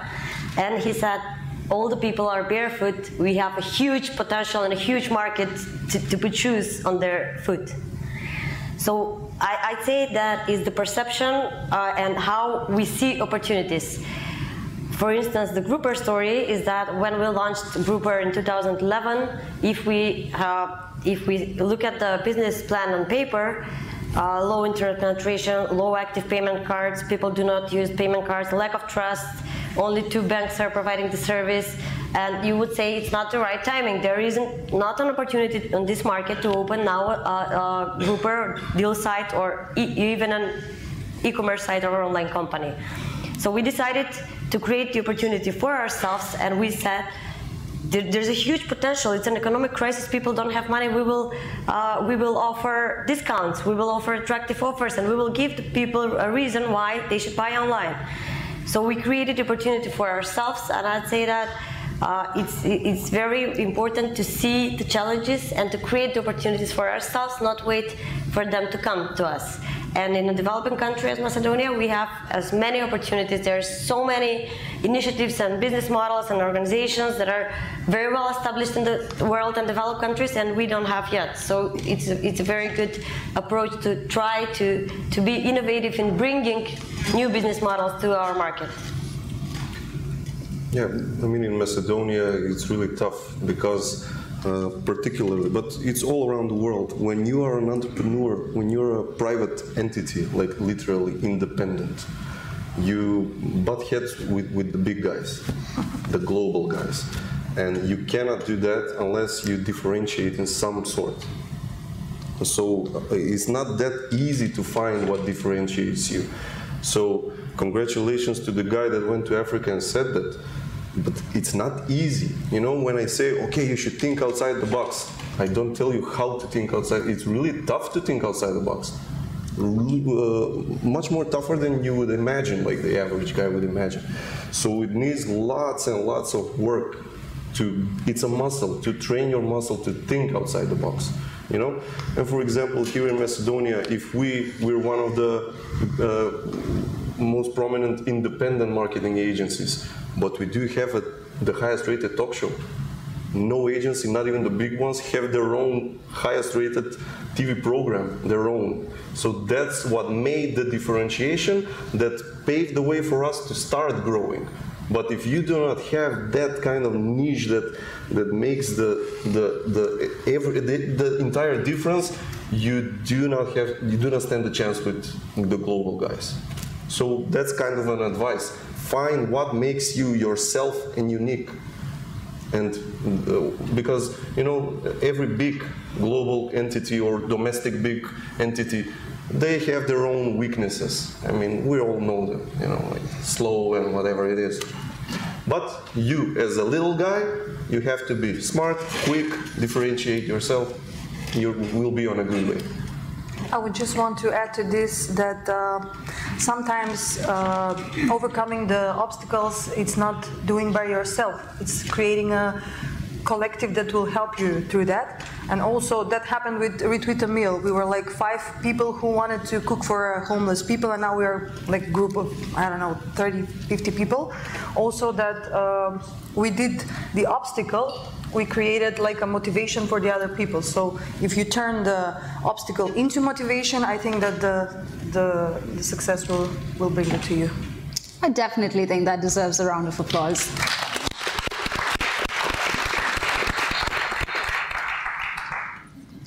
So let's see, have you faced a lot of failure? And if yes, which I assume most successful people have, what has kept you going?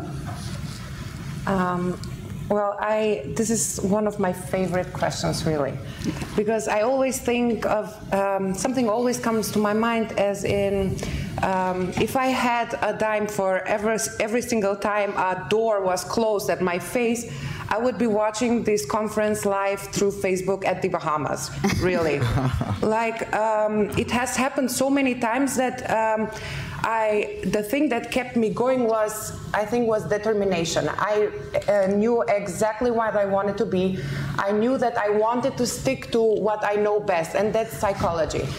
After that, when this opportunity came of being an educator at Women Without Borders, everything came together because I was working with mothers. I was changing their lives, and that was one of my main goals in life, was changing people's life and letting myself grow at the same time with the mothers. Because when you think of the mothers that have been in my classes, they're mothers from all of the layers of society. You have mothers who have never been in school.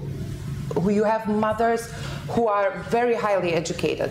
But something that they have in common is empathy. And I can reassure you all, if you want to learn something, you have to learn it from your mothers. Even my mother, like before coming to this conference, I'm like, Mom, I have to vomit. And she's like, just vomit and go. And I'm like, okay, thank you for the advice. So what I'm trying to say is just stick to yourself, believe in yourself, be determined, really, that's key. Be determined in what you want to do and just go for it. I will, yeah.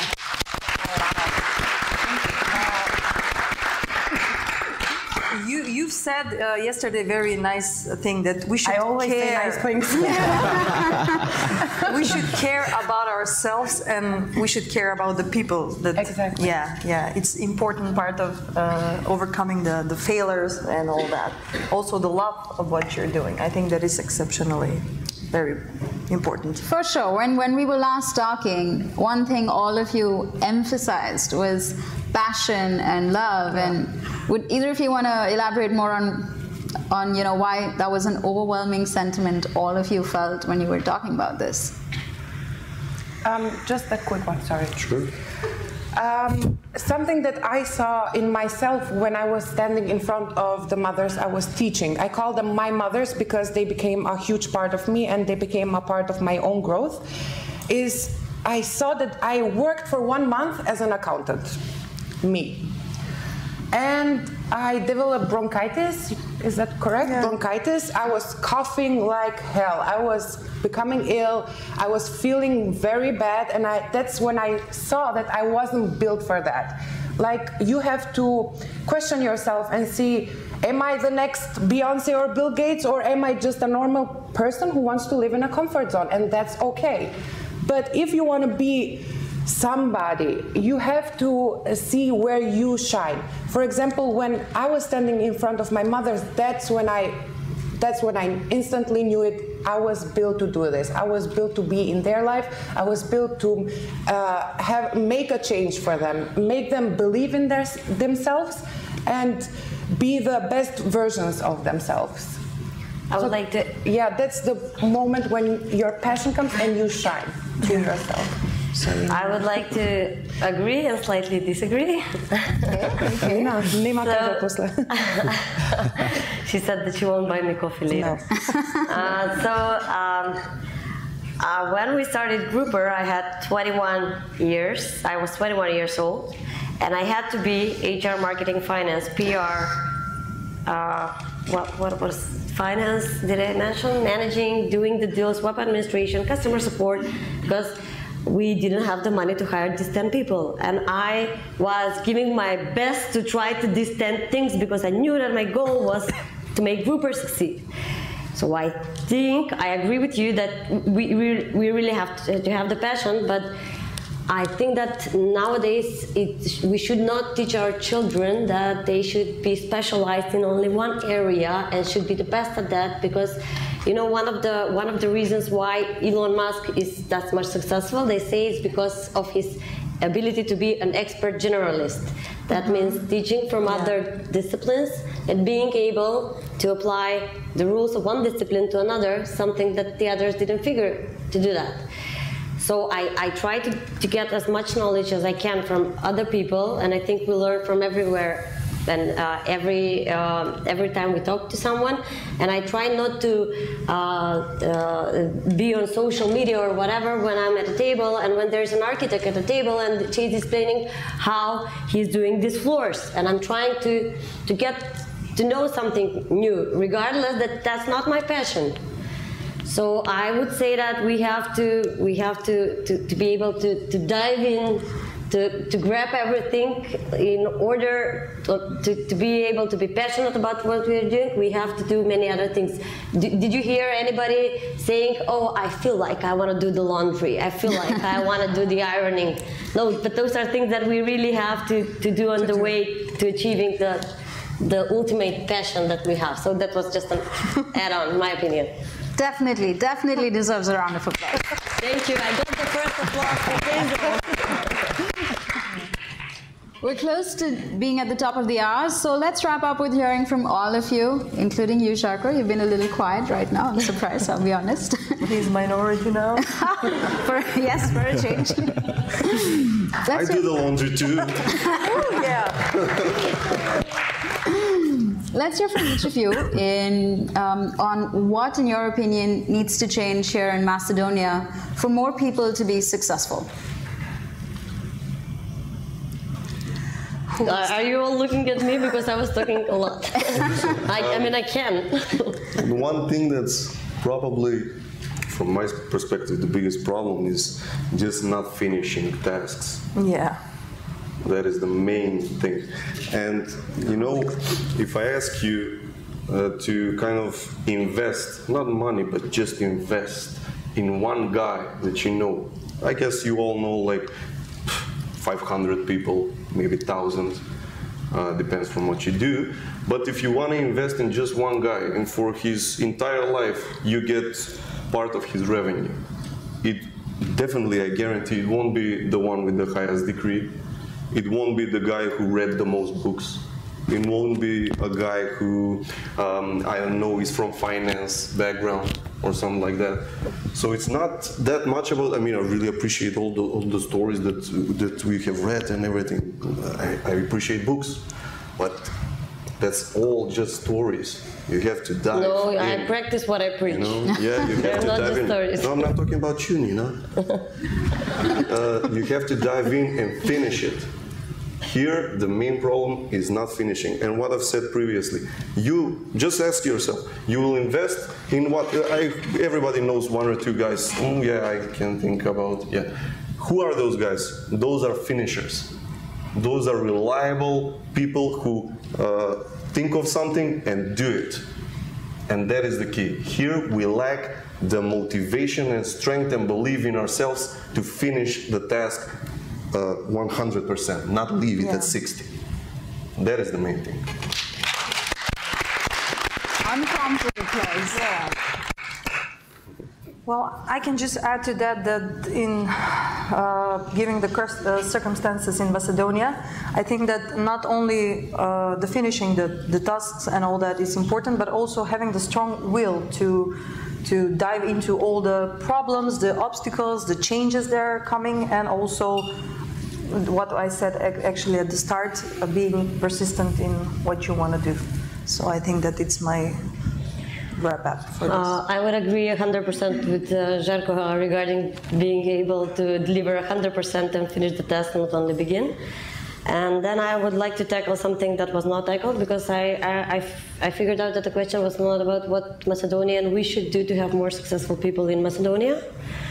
And I love the theme of the anniversary. And by the way, I would like to congratulate the 25th anniversary of USAID. And can you say the exact self-reliance as a way to, what was the Macedonia's journey to self-reliance. Okay, so this is the very, very good theme. Why? Because it's how can we make people more self-reliant? How can Macedonia make people to rely on themselves, on their own power, on their own knowledge, on their own ability, on their own resources, not wait from the others, whoever it is. And I would like to tackle something that we didn't mention, and that is the role that parents play in our lives, in the home growing. I would say that I'm grateful to my parents for being able and making me want to strive for always to be better at whatever I do. So I think that we should, parents play a major role, as 80% of child brain development happens until they're 6 years old. So the curiosity that we all have is due to our parents, what they did when we were growing. So I think that in order to make Macedonia have more successful people, we need to ask the parents to be more included in the lives, to try to make their children more curious, to try to make them want to compete with knowledge, not with likes on Facebook. So I would say that parents play a major role, and I would like to invite all parents to become more aware of what their role is in their lives to make Macedonia better, brighter, and a better country. I will remember that now.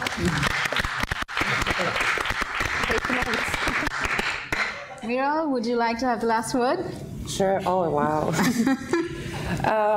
Yeah, well, I agree with Nina what she said. To me, I would like to talk more about not the parents, but young people. For instance, we do not have this culture of young people taking care of themselves as much as they should. For example, when you want to achieve something, or when you want to be successful, or when you want to achieve the goal that you always wanted, it's about taking care of yourself. And when I say taking care of yourself, I mean take care of yourself physically. Like, go to bed early. And when I say go to bed early, don't Google at 3 a.m. How tall Jesus was. Just really turn off your phone, go to bed early, and wake up early. Feel good, feel fresh, put on your good clothes on. It doesn't matter where you bought them or what brand they are. Just try to feel good in your own skin. That's about physical health. But when I think, and something that is even more important to me is mental health. And when I say mental health, please don't rely on others, what they're going to tell you. We are living in a Facebook era where everybody is jealous, everybody wants to, not everybody, of course not. I mean, somebody wants to tear you down, wants to make you feel bad. Just don't listen to them. Listen to your own little voice that tells you you are good enough, you are going to make it. And just be your own cheerleader. You will see that change will happen. And maybe some woman like Nadica Žakola will come in your life, like it happened in my life, and your world will change it will go upside down. I promise you, just take care of yourself. That's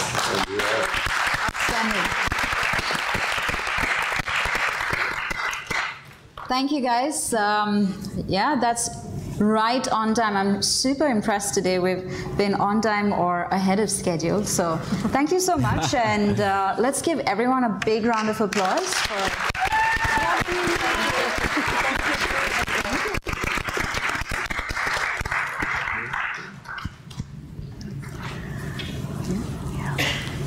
Okay.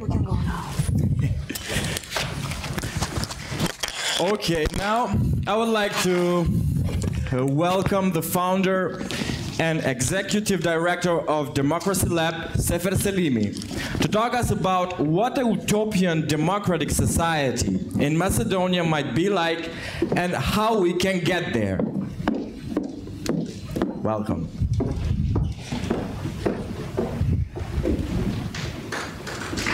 Yeah.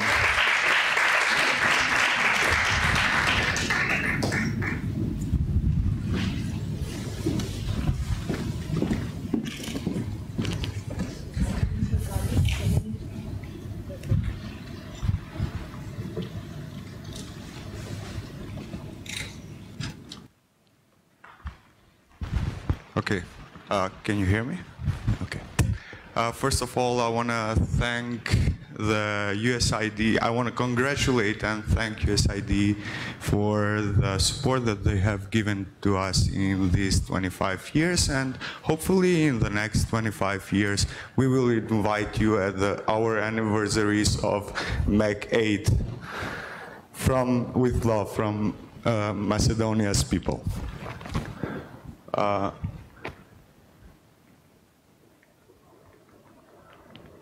I'll deliver my speech in Albanian, so for those who need translation, please.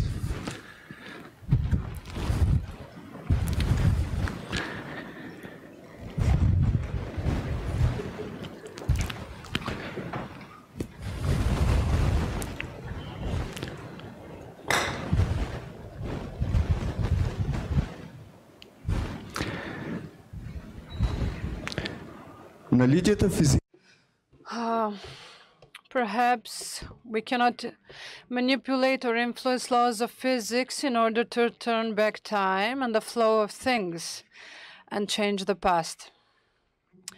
We cannot even move to the future in order to dictate the decisions of present, at least not for now. If time is a flowing dimension and an unstoppable of physics existence, we as human beings are closely tied to another existential dimension, the one of our imagination. Therefore, today I want to speak a little bit differently. I want to speak to you through my imagination. In these few minutes, as utopian as it may sound, I would like to invite you to join me for a different time dimension. In Macedonia of the year 2043. Now imagine a Macedonia where there is a state of law or a rule of law which functions completely without corruption, with a professional administration, with qualitative services, with developed and competitive economy, qualitative educational system where everyone feels as a part of that system. Now, allow me to tell you that how in my imagination we built Macedonia of 2043. We began with an uncompromised fight against corruption. That was the core of many of our problems. Citizens declared war to the corrupted officials and refused to pay for the services that all belonged to them. But what made the difference was that they refused to vote for the corrupt politicians in the elections to come. The already aware institutions, for the responsibility they have, did install the practice of transparency and accountability in front of citizens. This practice enabled the taxpayers to see how their money is being spent. It did restrain nepotism and the interests of special groups that tried to unjustly gain through manipulating the system. By making sure that the citizens would be included in all decision-making processes and will help institutions through their suggestions, the institutions created mechanisms as local councils, local communities, youth councils, social economic councils, open citizens' debates, participative budgeting, continuous consultation with the civil society and the rest. Just as the system was corrupt at that time, the citizens didn't have trust in the public institutions at all. This lack of trust did directly reflect the decisions of the citizens in relation to the state. We were faced with a scary immigration flux. And here, the first ones that ran away were the young ones and professionals, left in the margins of the society as unemployed, not validated enough, and without a clear perspective for their future. Macedonia made 2 quick and necessary steps in order to address this issue and to regain the trust from their citizens to the public institutions. The first and most urgent one was to enable a rule of law, and laws began to be implemented practically by being equal for everyone. The country became from a systematic discriminator to a true guardian of the rights of the citizens. Secondly, we completely reformed the educational system by starting from the primary education. Students, instead of learning mechanically, they began to think and to learn how to think in a critical way. The secondary schools were clearly profiled, whereas universities were turned into research centers, study centers, and an avant-garde of solving social problems. At that time, though the administration was overflowed with employees and overcrowded, it was ineffective and the public services were of poor quality. They were untimely, and clientelism was a common occurrence that you would find in the outdated bureaucratic corridors. Mostly this was the result of the partition of the administration and of not separating the state from the ruling political parties.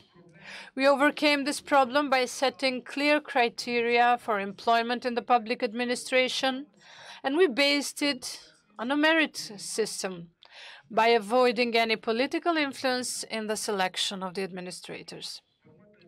Moreover, the leaders of the institutions began to be selected based on their professional experience, their leadership programs, and not based on their political affiliation. We used various international experiences to govern in a modern and transparent manner by incorporating latest technologies which digitalized the public services. By doing so, we created a professional public administration that served citizens efficiently and with high quality. 25 years ago, in Macedonia of 2018, elections were a real anxiety and a nightmare for citizens. They did not represent the most sublime act of democracy. The entire election process was filled with numerous irregularities. The political parties, and especially the ones in power, used public resources to finance their election campaigns. There were official cars being used, public money being spent by various institutions from officials in order to cover party spending. There was pressure on the public administration, and social services and various political favors were used to buy votes from the citizens. The election day was often associated also with fights at the very polling stations, while citizens turned to ballot boxes with fear and ambiguity. We also had a voting system where we could not directly elect our representatives, but we were forced to vote for the lists of the parties whose rankings were made according to the party leaders' calculations. And this brought harsh control over the individual opinion of our representatives, both in parliament, local councils, as well as throughout the state system. We decided to change this. Initially, the justice authorities condemned all officials that did abuse state resources for party needs. Moreover, they were forbidden by law to hold public positions in the future. Moreover, we changed the electoral system, and instead of voting for the party, now we vote directly for the representative, our representative in the legislative bodies. And besides raising their responsibility towards the voters, it really did improve communication with the citizens. In Macedonia of 2043, we built a healthy democracy and a functional one, where citizens enjoy all their rights and are equal before the law, regardless of their ethnic, religious, racial, sexual orientation, their specific needs, or another individual affiliation. Today, the most important institution is the citizen. Please allow me to end my speech with a saying which I refer to very often when my thoughts go between the belief in the possible and impossible. Sometimes even the king was just an idea, until people started believing in it. Thank you.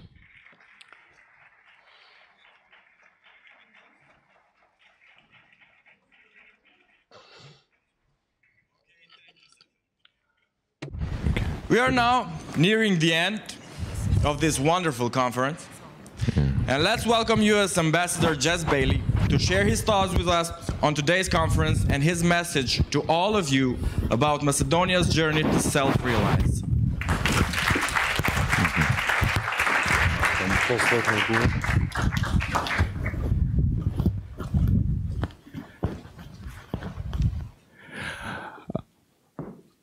Is the mic on?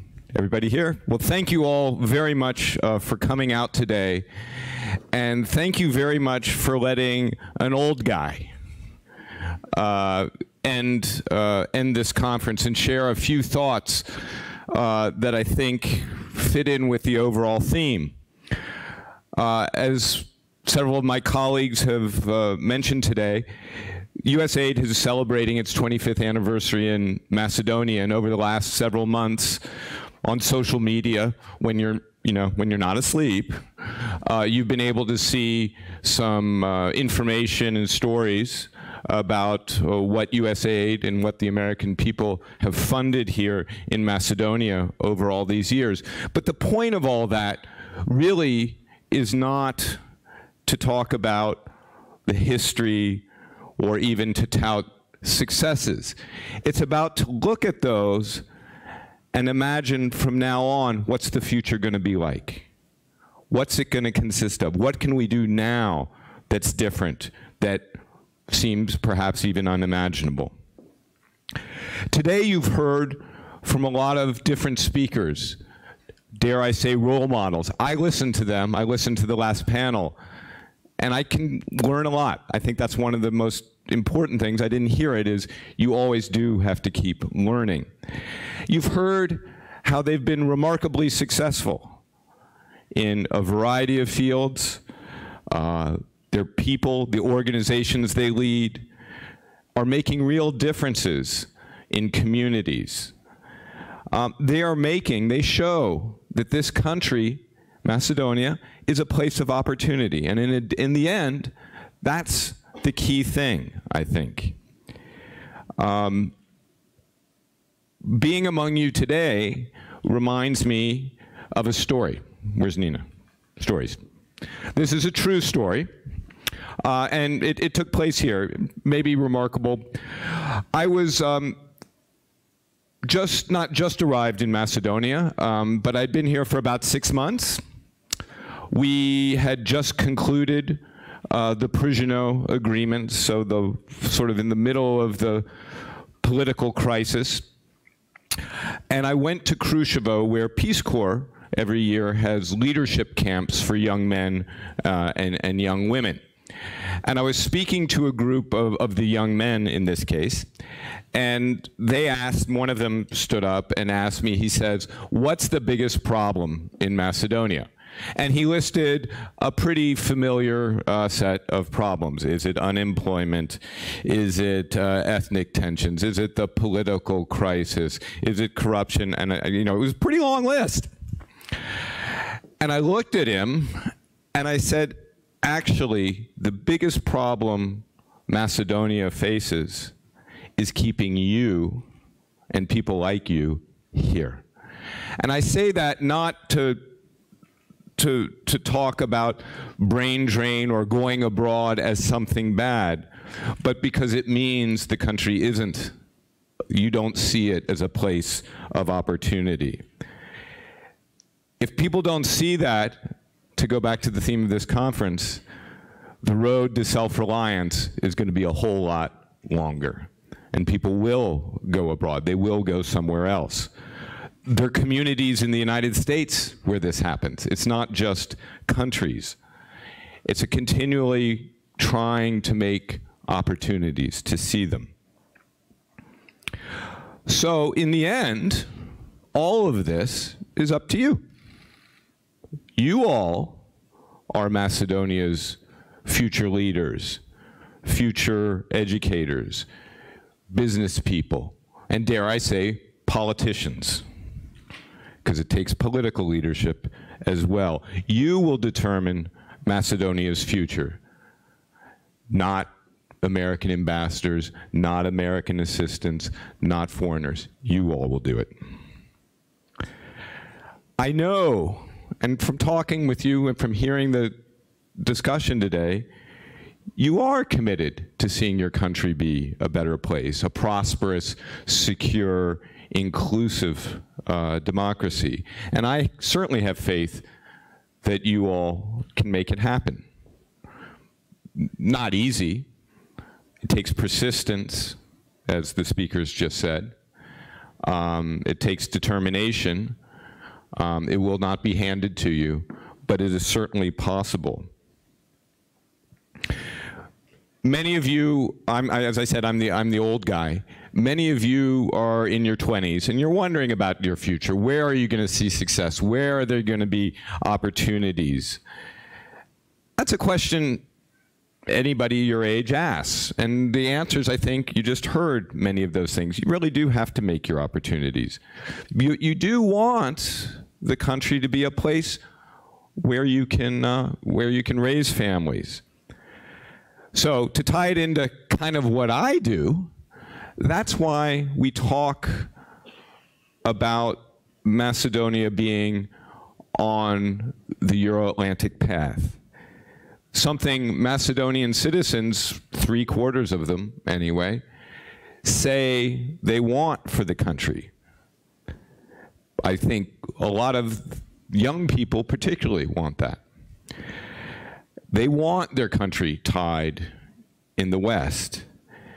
And this isn't about distant institutions and bureaucracies and so forth. What they're saying, I think, is they're talking about values.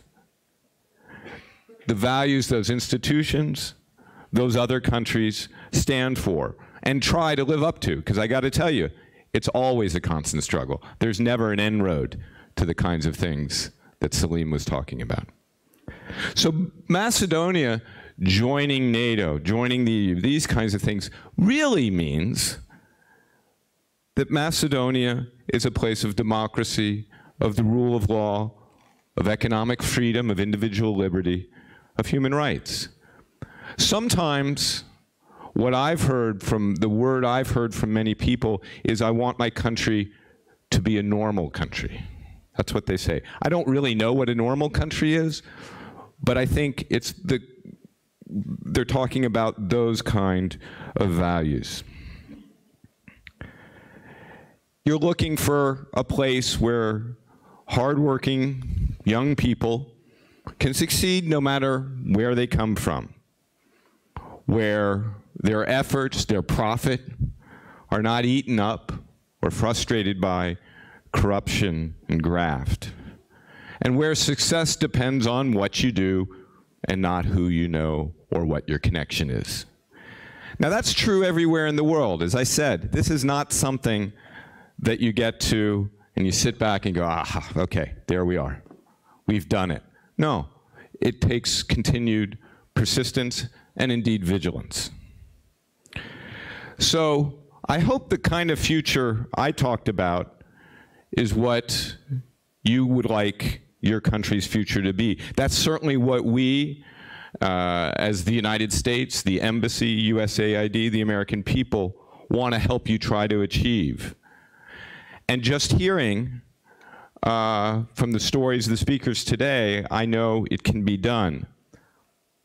What I'm curious about is what is all of your stories going to be in 10, 15 years? I'm going to be watching. I'm going to be looking. And I do hope that one thing is true, that on that road, that our two countries, our two peoples, will become ever closer and ever stronger partners. So thank you all very much for coming out here today. And I hope we can continue these discussions, these partnerships, as your country grows stronger and indeed more self-reliant. So thank you very much.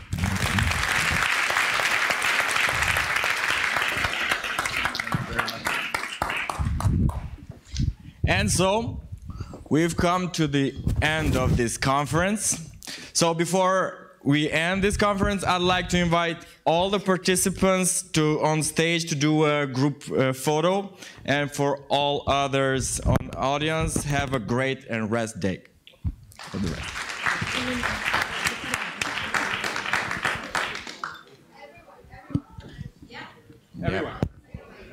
Everyone. Everyone.